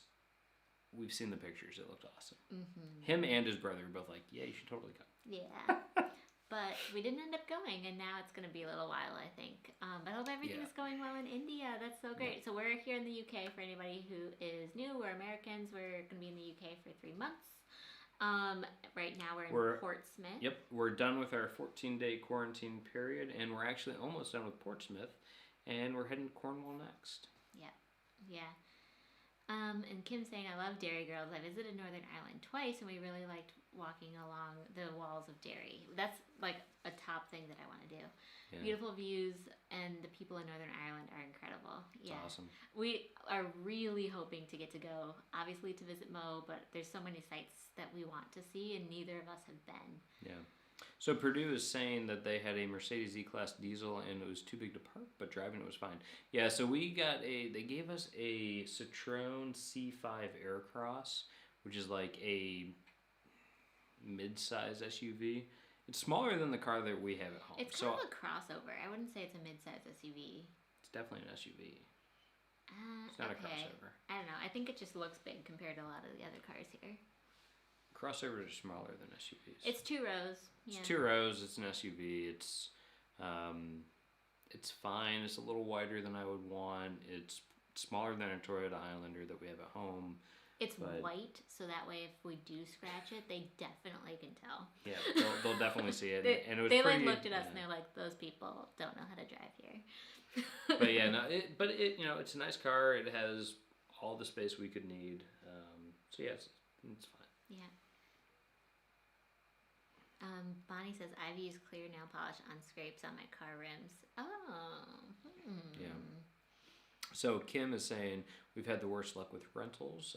Great advice to refuse the upgrade. We always want an automatic, and sometimes they don't actually have one. Well, that would be a problem for us because we do not know how to drive a manual. We actually make sure to reserve an automatic. We always reserve an automatic. And we recommend to anybody who is traveling to the UK or to Ireland to specify it. It is going to cost money, and they are going to charge you more. And there's no getting out of it. If you only know how to drive automatic, definitely reserve it in advance. Yeah, and it's expensive. It's more expensive to do, but know you're going to have to pay a little bit more. Yeah. So Thomas Treasure says, did they give you sat nav? No. We brought the car down here. So we have a TomTom. My parents had a TomTom that they don't use, and so we brought that, and we're gonna actually hook it up before we go to Cornwall and download the UK maps to it, so we can use that when we drive, so we're not using data. But we do also have a monthly data plan through. It's like a Teppy, but it's not. Skyroam. So we bought a Skyroam, which is a portable Wi-Fi device. Yeah, it's a portable hotspot. But it only really works if you have cell service, and it's only as good as your cell reception is. So we do plan to use the sat nav once we are out of Portsmouth, basically. And just as several of you guys warned us, there were definitely certain roundabouts where the sat nav, I assume, would have been faster than Google Maps. So we were using Google Maps with this pocket Wi-Fi, and we missed a few turns. Or it just wasn't updating, or we made a wrong turn and it would just be constantly rerouting and not finding anything because the cell phone service was low. So everybody was right. Sat navs are better. Well, maybe. I don't know. We'll have to see. Well, we haven't used it yet. But so I'm assuming so because it's in this, space. Purdue says, see road hedges and walls make driving fun. Watch Tesla Driver in the UK and Doin 696 YouTube. You'll get a good feel of driving. Cool. We've seen some Teslas, actually. Yeah. We saw one at the Isle of Wight yesterday. Can I say my favorite part of driving in the UK is the wave. The courtesy wave here is awesome, and I love it, and I wish more people did it in the US. So, the thing in the UK is that there's a lot of times when roads kind of either go down to one lane, but it goes both ways because it's a narrow freaking road on, a rural road, or where there's car parking on the streets that make it go down to one lane for all intents and purposes. And when that happens, you're be a nice driver. You just have to pull over, let the other person go. You do the wave, they do the wave back. It's very, very nice. Everyone's just waving all the time at each other. Yeah, I feel like I'm constantly waving. You it's awesome. Smile and you're like, go on. It's your turn. Please, No, you go. But it is nice, and I do think that once you get used to that and that kind of culture of driving where you understand the etiquette and you understand okay, the person who's closest to a pull off is the one who lets the other one go, and all that different stuff is nice. It takes some getting used to, and again, I'm super glad that my first driving experience is down here and not up at the NC 500, where I think it's especially there's one stretch of road up there that is a lot of hairpoint turns and going down to one lane and all that kind of stuff. So I'm glad that we're getting used to it down here. Yeah. I'm back. And Bonnie is saying, I've used clear nail polish on scrapes on car rims. Yeah, I think I read that out loud before. I'll need to look into that.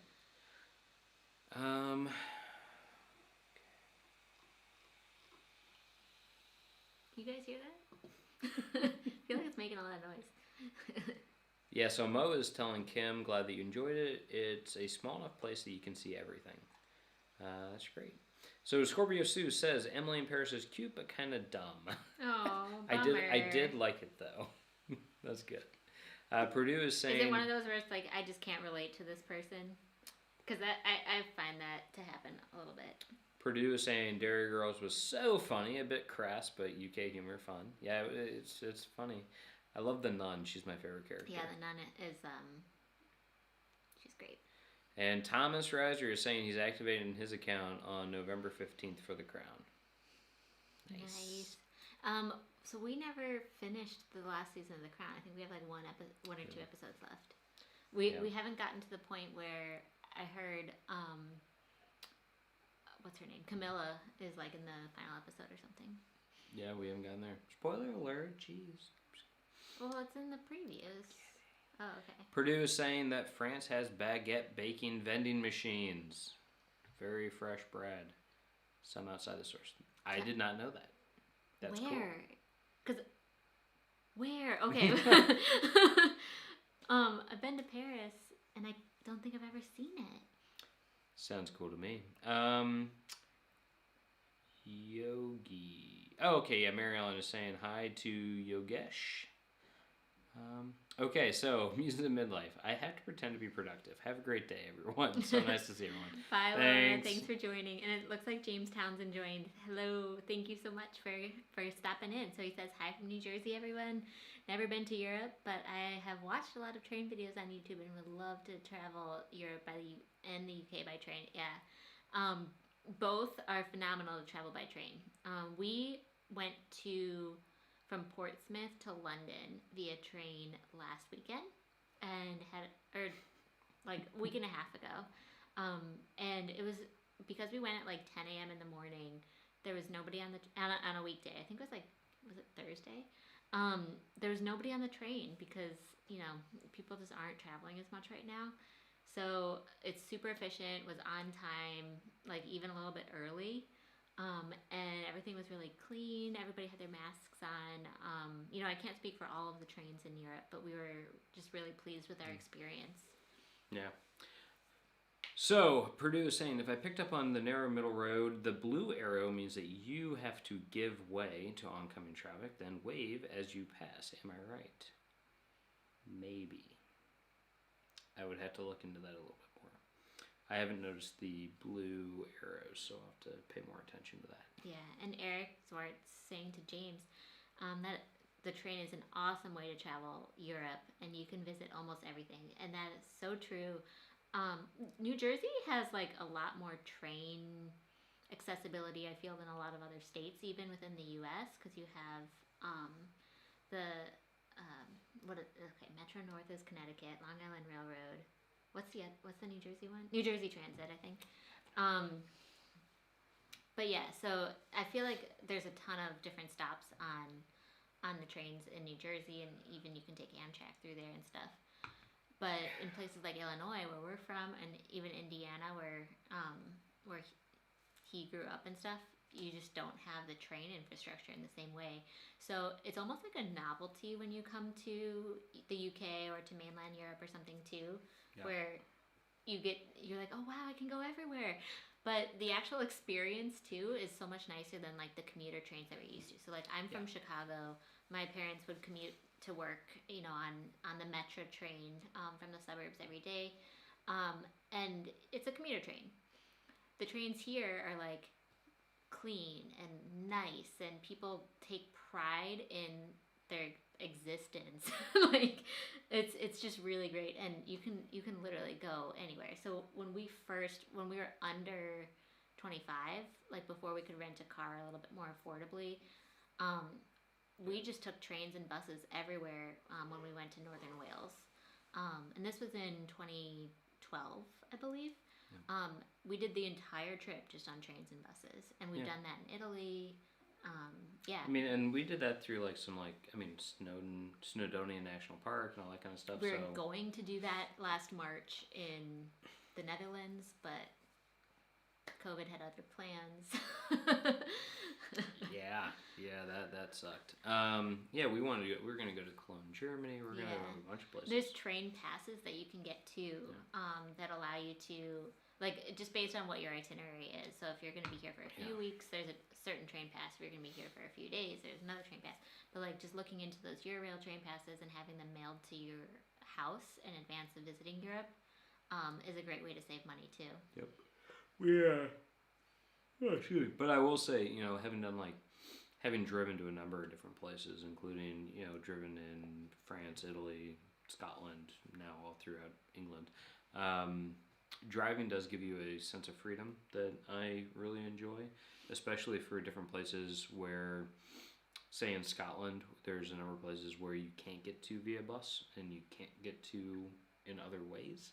So, like, for instance, in the Isle of Skye, the Ferry Glen is an example of a place that the roads are too, like, narrow and the inclines are such that, like, buses can't get up there. So you really need a car if you want to go visit that. Yeah. And, I wouldn't want to go to Skye and not be able to go visit that. So, for us, it makes sense to drive. Although I will say that, driving, like along Loch Ness, when it's like gets super windy and you have this, sprinter man behind you that's like a mechanic trying to get to his next job and he's like tailgating you the whole way down, it gets nerve-wracking. So, it's kind of, there's gives and takes. It's it's a little bit more stressful, but at the end of the day, I think it's pretty rewarding if you can do it. That said, I'm pretty used to driving, in other countries at this point. So yeah, yeah. I feel like we're getting used to it. That's for sure. And then I just want to catch up on a few things people have said. So first of all, Ronnie, thank you for joining. Sorry if we already missed you, but yes, definitely go have a great Sunday. Purdue says Google Plowman's Roundabout in Hemel Hempstead. I came upon that 6 roundabouts around 1 roundabout. Yeah, that sounds terrifying. I mean, okay, so I wouldn't know what to do. You roundabout into another roundabout? In Carmel, Indiana, where Derek's brother lives, there's like roundabouts sequential roundabouts, plural. And I am like, how would anybody know how to get around? You like literally have to memorize it. You like cannot be lost, basically. And so in that scenario that you're describing, I feel like it would be the exact same way, where it's like you need to know what you're doing. You cannot just approach this intersection and be like, where am I? So Paul is telling Purdue that there's a blue arrow and red arrow sign at either end of the road when the road goes down from 2 to 1 lane, and cars that have to give way.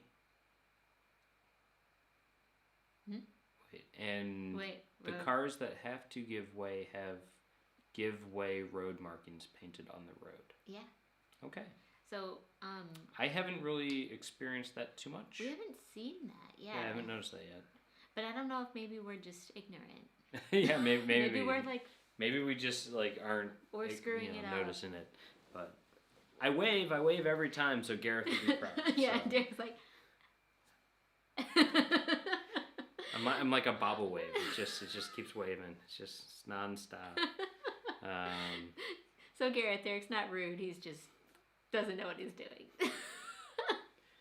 I'm an ignorant American at times. Oh my gosh. Purdue says if I picked up a narrow middle road, the blue arrows mean you have to give way. Okay. Mo says when someone lets you go and you can't thank them while driving, you can use your hazard lights. Yeah, that's happened. Yeah, we get flashed sometimes,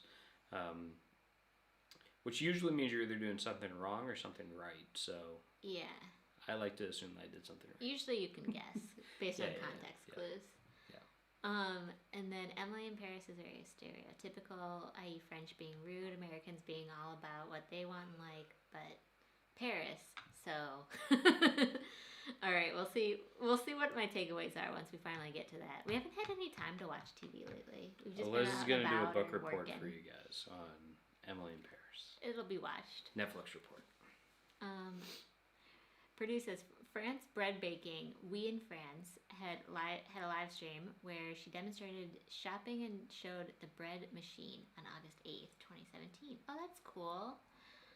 I've also listened to a few France podcasts. It's really fun to just hear a little bit about French baking and French cooking. So, Walter's World is gutting pumpkins while listening to the cutest travel couple in the UK. Who are they? I want to listen to them too. They sound fun. No, that's cool. Have fun gutting pumpkins. The best part for me is just like when you just like shove your hand in there and you're just like squishing it. You like the goo. The goo. You're, the goop. You're such a boy. Such a boy. Then I'm like, oh, here, babe, here. Yeah. We actually don't own any of the pumpkin stuff. That's a really interesting difference between the UK and the US. Is I feel like in the US this time of year, at every single grocery store before you walk in, there's a pile of pumpkins to buy. And that did not happen here, at least yet.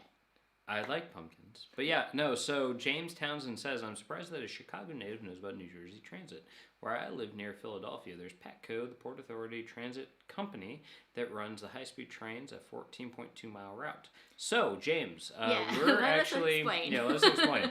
The reason why we know about New Jersey Transit and all that stuff is that we lived in New York for 8 years. We were actually in New York longer than Chicago. Well, I was. She grew up in Chicago. But I've only spent, 3 years in Chicago, basically, if you add it all together, as opposed to 8 years in New York, so. Yeah, so Derek and I, when we both went to college together, it's where we met. We met at freshman orientation at Indiana University, and then we graduated during the recession, and so we were just grateful to have jobs. I got a job in Chicago, Derek got a job in New York, and we were long distance for about a year until I finally was able to transfer with my company. So I moved to New York, and we lived together for 8 years there. And then Derek got transferred with his company to Chicago in 2018. And so we live there now. Yep. Well, we live in the UK now? We live in the UK. Yeah, it's like we live here now. I don't know. We don't live here. We are just tourists, but long-term tourists. So Paul Tipton says, will you be celebrating Halloween? It's not Purdue, LOL to you. What are you? Purdue. No, just kidding. We actually like Purdue. Like your friend that you were mentioning who is from India went to Purdue. Yeah. My dad technically graduated from Purdue, although he'll never admit it, because he's more of an IU guy. So, so Paul Tipton, will you be celebrating Halloween? It's not as big as in the USA. Probably not. I mean, we're not big Halloween people, generally. When we lived in New York, we started a tradition there that we would go to Broadway shows on Halloween night. And we might dress up for them or something like that, but then we'd go to like a show. So much fun. Such a great tradition. And then we moved to Chicago and we own a house. So we realized that we have to like give out candy. Like it would be kind of rude to go to a Broadway show. Yeah. So that's kind of what we've been doing the past couple of years is just like staying home and doing that. Yeah. But then... Well, no, but we've gone to like Halloween parties and stuff, and we like Halloween house parties, but we don't like going out to bars on Halloween because, in the U.S. at least in New York, basically Halloween is you go out in a costume, bars are crazy crowded, it takes you an hour just to get a drink, and we're like, why are we doing this? Like, and well, it's more we've like got each to other. Get an Uber or a cab home in New York City on Halloween night is like. Impossible, and it's so expensive. Yeah. Where we lived in Chicago was pretty close to different bars, so after all the kids were kind of done trick-or-treating, we could just kind of stroll out and see what the tomfoolery was looking like in the neighborhood. Tomfoolery, and partaking if we please. Yeah. But this year, I'm sure it's going to be super different. What's up, Blaine? Blaine, welcome. Really creative travel. Hey. So I've always thought if we're going to be here in the UK for Halloween, which we will be, if all goes right, I kind of wanted to go to Wales because I feel like in Wales they're super into dressing up in costume or fancy dresses, I believe it's called here. Gareth, fact check us. Yeah. Do you guys like Halloween? I just have like distinct memories of visiting. When I studied abroad in London, I had a friend who was studying abroad in Swansea, and I came to visit her, and she's like, yeah, people just dress up in costumes and go to the bars on the weekends, like whether it's Halloween or not. They would just, like, you would go to a bar, and you would see like Spider-Man, and what? Yeah, I'm not kidding. Is this Times Square? No, it was Swansea. Swansea, the Times and so Square I'd imagine if like they're really into doing that any weekend of the year, that Halloween is like next level. But Swansea is actually under a lockdown this year. So now I'm not really sure, because that was kind of in the back of my mind, like that's where I wanted to be on Halloween, just to see it. But yeah, I don't know. We'll see what ends up happening. Mark is saying that Halloween bar crawls at college were awesome. Yes, they were. Yeah, and then Ireland is fun for Halloween too. Yeah, that would be cool. That would be. Bye, Mark. Have fun. Mark. Yeah, Walters. I mean, what I will say is that, and Paul Tipton has it right, which is, I wouldn't think there'd be much celebration this year given COVID distancing and whatnot. Yeah, I guess I assume that is very, very true. I doubt that there's going to be a lot of Halloween stuff going on. So Gareth is not denying it, but he's also like, it's not that much different. He says, we like Halloween, but no more than the rest of the UK in Wales. As for fancy dress, Welsh people are crazy where alcohol is in question. Nice. We don't have any costumes. We didn't pack any with us, so we'll just have to dress up like Americans. Wait, where's my quarters at? Where's my hoodie? Just throw it on. It'll be great. No, so all right. So we've kind of told you guys what we're up to, and what our plans are. We're only here for another day. Basically, we're here tomorrow, and we check out, and then finishing up the coast, heading over to Cornwall. And then we're going to keep playing a little bit by ear. Some people are asking kind of, are we still doing Scotland or, what have you. We'll learn a lot more tomorrow in terms of what England's doing from a lockdown perspective, or from a restriction perspective, I should say. As things stand right now with Scotland, I feel pretty comfortable going up there if things stay as they are right now, which is that the central Scotland area, pubs and restaurants are closed. They're not under like a lockdown. They aren't saying like, don't come here, don't do, like, it's not that. But pubs and restaurants are closed in central Scotland. And all other locations in Scotland, so the Highlands, are under like a 6 p.m. closing time for pubs and restaurants, which is a little early, but yeah. I mean, we're not up super late. Bye, Bonnie, by the way. Happy Bye, Thanksgiving. Bonnie. Enjoy that sweet potato pie. I just want to interject because I know that Kim, like a while ago, asked a question. I forgot to answer it. I think we accidentally passed it. But it reminds me of what Paul Tipton's kind of joking and saying, dress up as Americans, scary stuff. She was asking if we've experienced kind of like any questioning or anything like that as Americans traveling right now. I believe that's kind of like the summary of what she was asking, right? Not really, but... So when we go places, people don't even really ask where we're from as much, or like, I was kind of worried going into this trip that we would be experiencing some prejudice. And people, I think, first of all, tend not to really know if we're American or Canadian, so they don't make a immediate, like, call on it. But last night, I was trying to help Derek parallel park the car on the street outside of our Airbnb. And so I was like directing him and using my American accent to do so.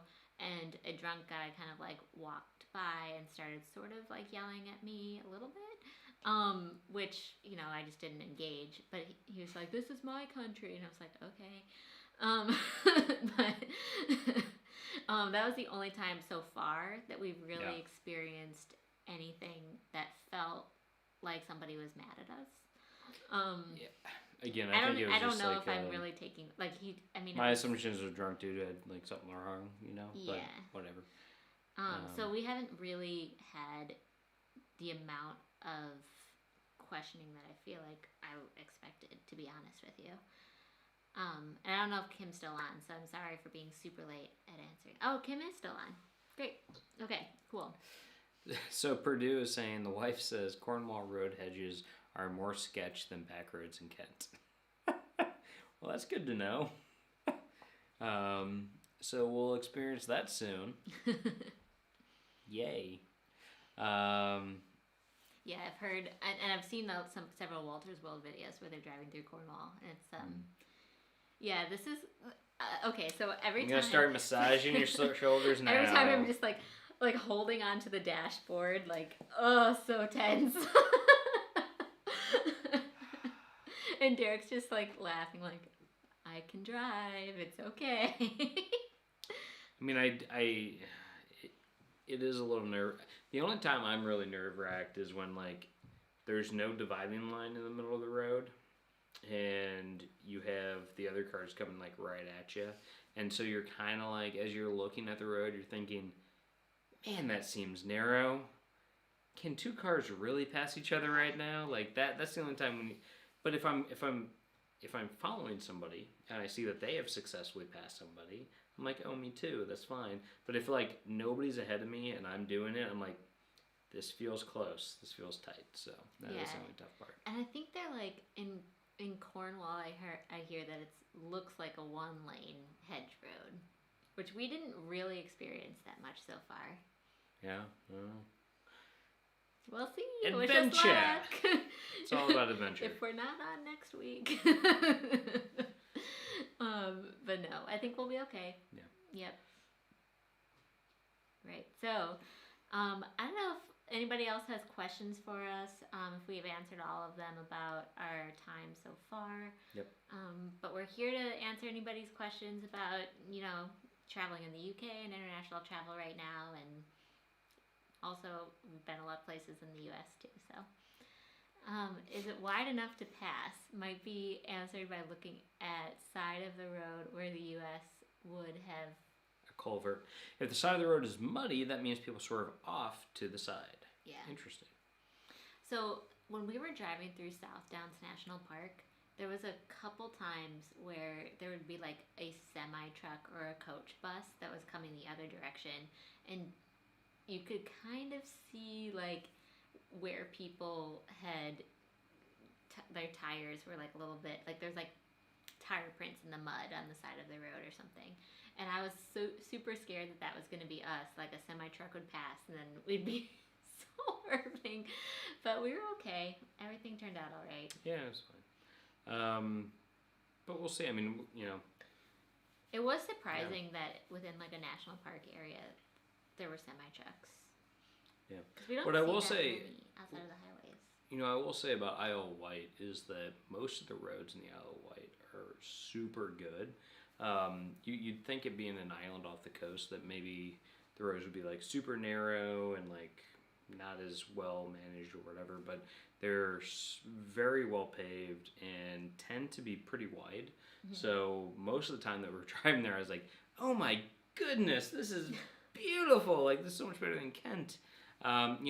There are some parts of the island where they do get a little bit more narrow and what have you, but for the most part, it's pretty nice.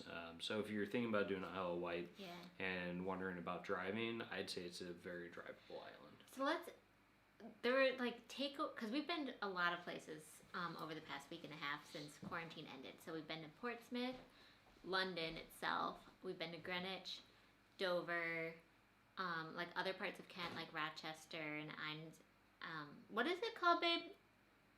Something?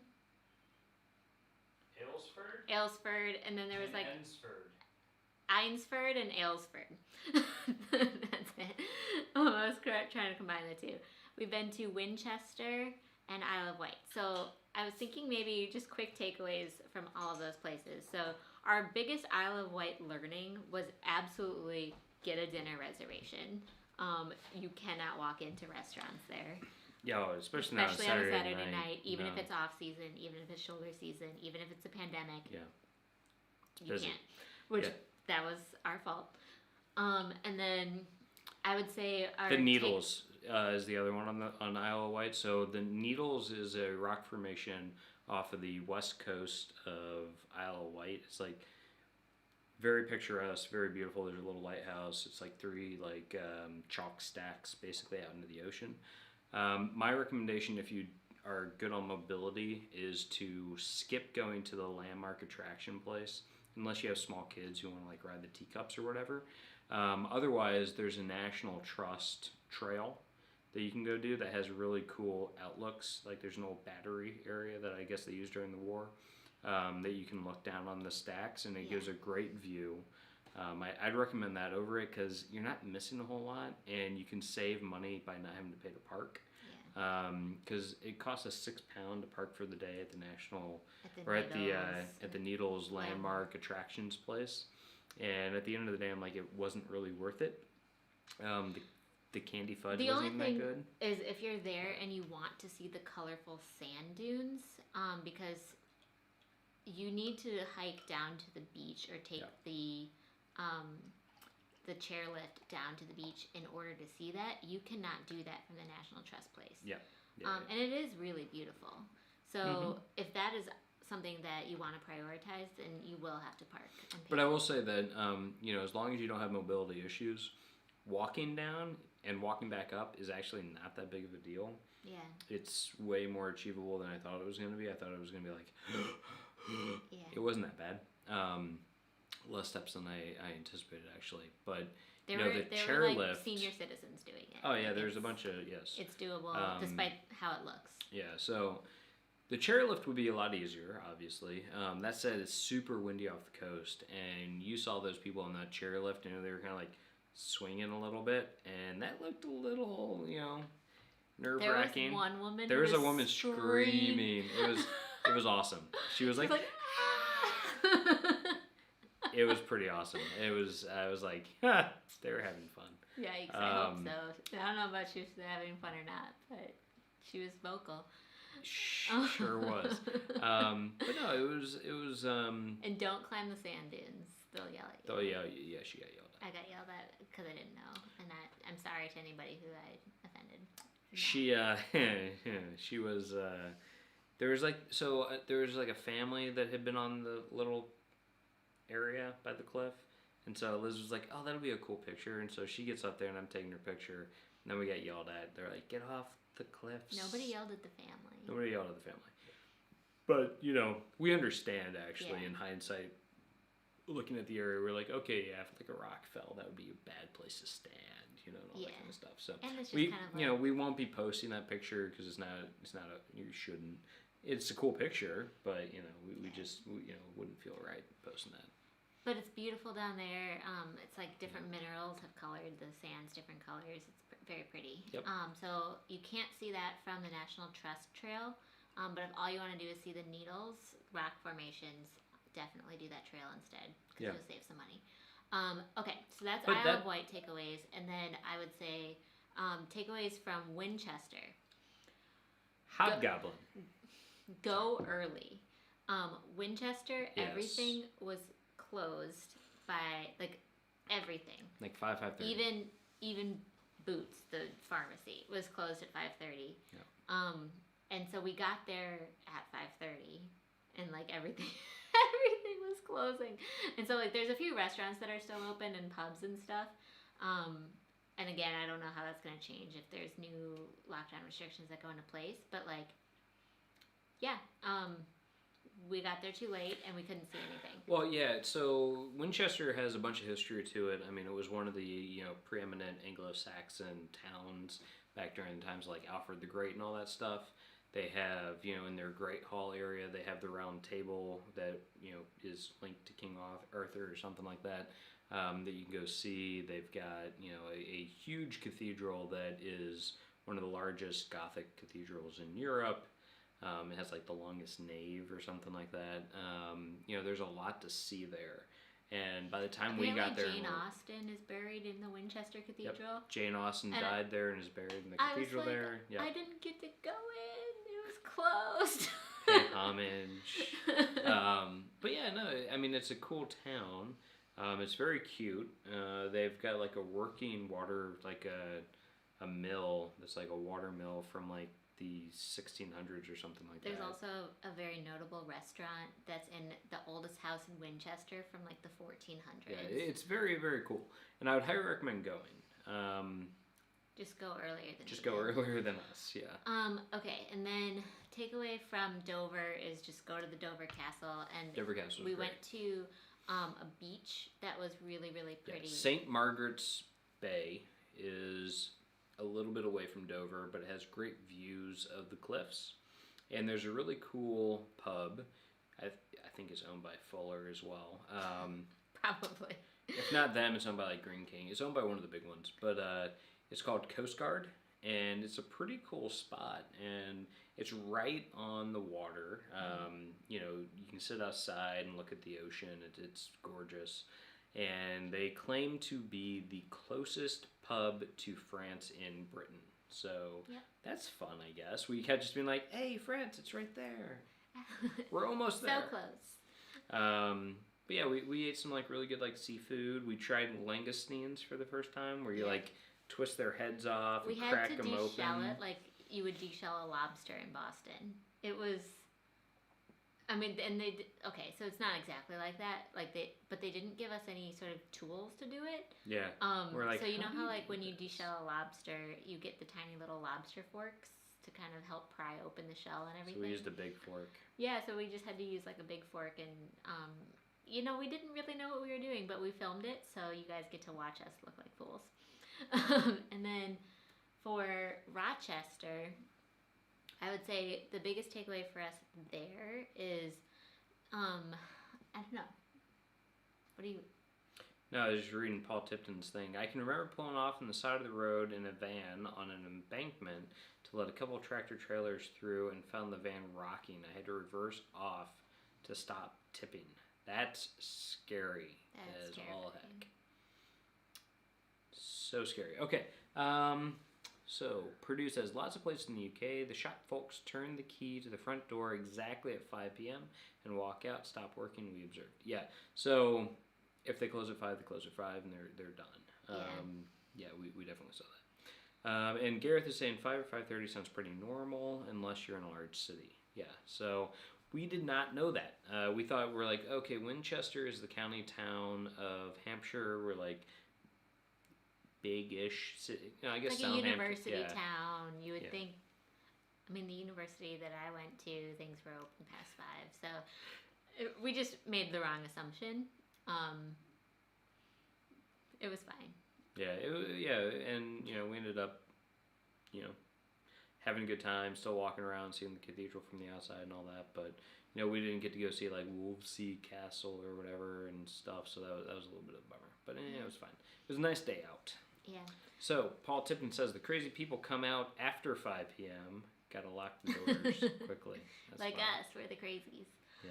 And Thomas says Shepherd's Neame is big in Kent. Yeah, so that's one of the owners of different pubs. Yeah, we went to a phenomenal restaurant. I think it's kind of a pub/restaurant called the Castle Inn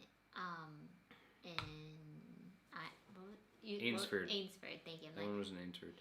That was right by Ainsford Castle, which is an old Norman castle that had been vandalized in like the 1600s, 1500s, I don't know, something.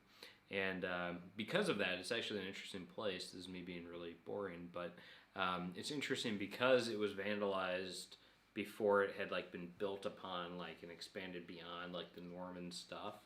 It's actually a pretty good place to go see like what a Norman fort would look like, Norman castle. It was really pretty. I mean, again, we were there by ourselves. Like nobody was there. We were there on Monday. Yeah. Beautiful weather too. It would have been good for tourists, the weather-wise, but because it was a weekday, we had, we got to be alone there, which is cool. But what was really cool about that, so that's another one of these English heritage sites that you don't have to actually like call ahead to, but we are members and stuff, so we didn't feel bad about this. But you go up and they're like free parking basically. They like close at 6, and I think they lock, like there's a gate that they close at that time. So we're like, we parked there and we went to lunch and everything, which was pretty cool. After walking around and seeing the whole place and stuff. But it was nice. It was really cool. Yeah. And then, that restaurant was really good. Yeah, so that's our takeaway from that area. And then Rochester, I would say the biggest takeaway is, so when you go to the castle. Oh, bye, Scorpio Sue. Thanks for joining. So when you go to the castle, I would say walk all the way to the very end, because you get this incredible view of like a bridge and the river and the sailboats and stuff there. That if you don't know is there, then you might not head all the way there. Do purposefully what we didn't do purposefully, which is walking. Wait, what place are you talking about? Rochester, the castle there. was going to say Portchester. Rochester. So Rochester is one of the cities of Kent. It's an actual city. It's on the like northwest side of Kent, I guess. And we only went to like old Rochester, like the historic town. Yeah. The rest of the city is like super modern, I would say, comparatively. I wouldn't know. I only looked at, so there's a cathedral that's big we walked into. Yeah. That's beautiful. And that's right across from the castle. The castle protected, I think it's the Medway River or something like that. It protected the crossing too. But that was a really cool castle. It was big. It was especially big having not been to Dover yet. Because to us, that was the biggest castle we'd been to, because we went to Ainsford first, and then we went to Rochester. So we went from like small Norman castle to much bigger Norman, and then later castle, and then we went to Dover, which was in use through World War II and the Cold War. So we kind of went from like very different. So it's pretty cool. Thanks, Kim, for joining, and thank you so much for the really kind compliments. She says that we're intelligent, respectful voices on YouTube. So that is, music to our ears. Appreciate that. Thank you so much. And yeah, have a great week. Hopefully we'll see you back next Sunday. When we're hopefully in Cornwall. Eating some pasties. Yeah, maybe we'll have a pasty on air. But so I also wanted to say with London. Okay, takeaways. So we were in Greenwich and we were actually in Southwark in London. We stayed at a describe Hilton. what Southwark is. People I will. We stayed at a Hilton hotel just south of the Thames River, which cuts through the center of London. Yeah. And again, super affordable right now because of the pandemic. It was like £85 a night. It was super cheap. And we got upgraded. And we got upgraded when we got there, which accept the upgrades from hotels. Yes. Don't accept them from cars. Take hotel rental cars. Okay, so we get there, and we stayed at a Hilton, like an actual Hilton brand, not one of the other ones. It was like Hilton, Tower Bridge or something. Tower Bridge, yeah. And they had like the Hilton, what are they called? The stickers that show like your room has not been tampered with. Like they cleaned the room. Yeah, they have like a put little the sticker seal. on. Yeah. And they say like this room is cleaned. And so it was just really great to kind of have that. And it was impeccably clean, really comfortable bed. And then we had a view out the south of the tower. And, which was a little and unfortunate. we're like, oh my gosh, we should have just asked to see if there's any way to get a view north, because facing north would have been like the Gherkin and the Tower Bridge and everything. Yeah, that was a little bit of a miss there, but sometimes we just forget to like ask for things, and we were just so great. We're like, oh, upgrade, this is great, and like that's great. We were super pleased, but it would have been cool to be able to see some of the other things. But at the same time, like you just walk outside and you see it all, which is pretty cool. So like from there, like I was able to go do sunrise for, Tower Bridge. It was unfortunate. It was spitting rain while I was doing that, which was a little unfortunate, but it was still pretty cool. So Thomas says he's actually stayed at that exact hotel before. No, he said he stayed at Hilton London Bridge. We were close to London Bridge. I have a feeling it's the same hotel. No, they might have the second one. Because we're like right. Okay, why don't you look real quick, because that phone's dead. This doesn't work. No, the Hilton was like right across from London Bridge Station, like literally half a block away. So it might have been the same one. Maybe they rebranded or something, but Derek's looking that up. He says it's the same one. Okay, so you don't have to look. Yeah, it's called the Hilton London Tower Bridge. Oh, okay. So we would highly recommend that because it's right by the train station, like in the underground. Well, and it's another one of those things where if you have status at the hotel places through like hotel or through like a credit card or anything. So my status is just what I get from having the Amex Platinum. And you get like free breakfast and whatnot, so you actually save quite a bit of money by doing that. So we each had like a full English the next day. Almost full. The only thing missing was the blood pudding, and no blood pudding. Really okay, but it was really good, and you get that. It really helps like cut down on some costs, which is nice. Yeah, so that was great. We definitely took advantage of that, and it's right by the ferry that goes from London to Greenwich. Oh, and that brings us to the next one. Okay, so we were dumb. I was particularly dumb. And So our plan the whole time was to take the ferry from there over to Greenwich because our friends lived near the Cutty Sark that we were staying with. Which is where the water taxis let off in Greenwich. Correct. And so we walk all the way there, and then it starts raining, and I'm like, oh my gosh. We had just missed one of the water taxis. So Uber actually operates a water taxi over there, and we just missed it. We just missed a water taxi. I'm like, okay, let's just go catch an actual Uber car to go to Greenwich.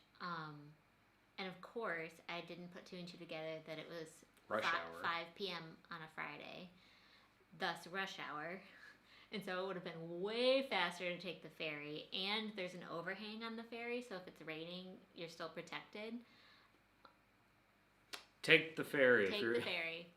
Because there's no traffic. You go straight there. We would have been there probably like 30 minutes earlier. Because, even during a pandemic, there's still rush hour. Yeah. But we had a really great time just in London, the day and a half that we were there. There's a lot fewer people there right now, and kind of that takeaway learning that we want to say is, it's hard to take advantage of it at the moment, and I understand that for a lot of people, but if you can go to central London right now, there's just so much fewer people, and as long as you're just like walking around in like not narrow alleyways, you can socially distance very well. I mean, we did not see a lot of people because those office workers aren't really there. We went to get dinner at a restaurant called Red Farm. Super good. So delicious. And you'd been there in before. Covent Garden. I'd been there before, and so I was talking to the manager at the very end, and Derek and I were like talking to him about what it's been like for him since there's so many fewer office workers there and tourists and everything, and he said it's been really tough. But the Eat Out to Help Out campaign in August was really helpful for them, getting a little bit more foot traffic in the door. Yeah. But it's still, he's had to let a lot of people go and stuff like that. And so it's those people like just really, they need the help and they need us to be eating out. So we're trying to help here and there at the restaurants that we truly love and want to have back. James. What? Read James Townsend's thing. Have a great day, but making like a baby and heading out. Because babies go head first. Oh. Ooh, I didn't put that together. Okay, bye James. Bye James. See you next week. That was so funny. Anyway, so London, just empty comparatively. Yep. Hilton sticker was on the Walters video today. No way. Interesting. So yeah, it's nice to just have that extra assurance when you're staying at a Hilton. But yeah, Red Farm is a great restaurant in London. We ended up ordering just a ton of appetizers there versus an actual main because it's like dumplings and stuff. And so my favorite appetizer is the soup dumpling that's like, I think... Comes with a straw. It's pork and crab. Pork and crab. It's very good. It has like a straw that comes out of it so you can like sip the soup out of the dumpling. So good. But Derek very liked photogenic. the portobello mushroom soup dumpling. No, it was truffle. Oh yeah, sorry. I'm sorry. Portobello mushroom. Truffle. What's wrong with you? What's wrong with me? Sorry, I missed it. It was really good. It was like chicken and truffle or something like that. It was yummy. It was very good. It was also like 50% more expensive, but it was very But good. they were so delicious. So if you guys make it to London, definitely go check that place out. If you do like soup dumplings, there's also a Din Tai Fung in that same kind of area, which is a very famous like Taiwanese soup dumpling place that they have all over the world. They have them in China, Singapore, and the London. friend of mine that introduced me to Red Farm is actually Taiwanese, and so she was showing us around. Who we hung out with and one of her puppies. One of her 3 puppies, which was super fun to just explore floofball. London with the different puppies because I was with the other 2 last time I was here. So yeah. Mary Ellen, you've never had dumplings. Oh my goodness. So there's some really good ones in New York City too. But the way Derek and I went to China in April of 2019, and we learned how to eat soup dumplings while we were there from the guide that we had hired in Beijing. and she ended up taking us to the Din Tai Fung in Beijing, which was the first time we had it, and we've now had it we've gone to that restaurant in, I believe it was San Francisco since then, London once, and then Derek went by himself on a business trip last year in Singapore. So that's how good it is. We keep going back to all the Din Tai Fungs in different places around the world. So the way that you eat it, first of all, they give you like vinegar with it, and I'm so used to soy sauce with like Japanese food or something like that, but the vinegar is actually really good with it. So definitely don't skip on it. You dip the dumpling in vinegar. You take a tiny little bite out of it, make like a little hole, and that kind of like lets the steam out a bit because it's super hot inside of the soup dumpling, and then you like kind of like slurp out the soup really slowly, like with your teeth, so that way you don't burn your tongue right away. You just want to make sure like the temperature is right, and you slurp it out. It's so good. And once the soup's out, then you can eat the actual dumpling. But we have absolutely loved eating dumplings all over the place. There's one here in Portsmouth even that I keep wanting to try, but we'll see. We'll see if we end up getting to that. Yeah. All right. I've never had dumplings at all. Gareth says, I didn't know Din Tai Fung had made it to the UK. Only ever been to the one in Singapore. Yeah, I've been to one. Well, there's multiple in Singapore. So when I was in Singapore for work, I stayed in the financial district type area, and they had one there that was super good and yummy. And actually, it was fun because I was with a work colleague and buddy who's from, his family's all from Hong Kong, and so he like knew what he was ordering, and that was a good time. Yeah. Mo, oh my gosh, that's awesome. He says, just found out I had a small photo printer. Was it hiding? Going to use it to print my photos from this year so far and do a travel album. You've been to so many cool places, especially all around Northern Ireland. That would be really, really nice to have. Yeah. I've actually never really printed my stuff before, but speaking of which, I do have a website now for all that stuff on SmugMug, which is owned by Flickr, I think, and I was able to like design a little website and stuff, and honestly I did it more for myself so I can print my own images and actually have them put them on like our wall at our house and stuff. But for those of you who follow Derek at Mr. Means to Travel on Instagram, you know like his photos are so good, and I know I'm his wife, and so I'm saying it in a biased way, but like he's just such a phenomenal photographer, and I mean, like he made me wake up at sunrise in Portsmouth so he could go take photos, and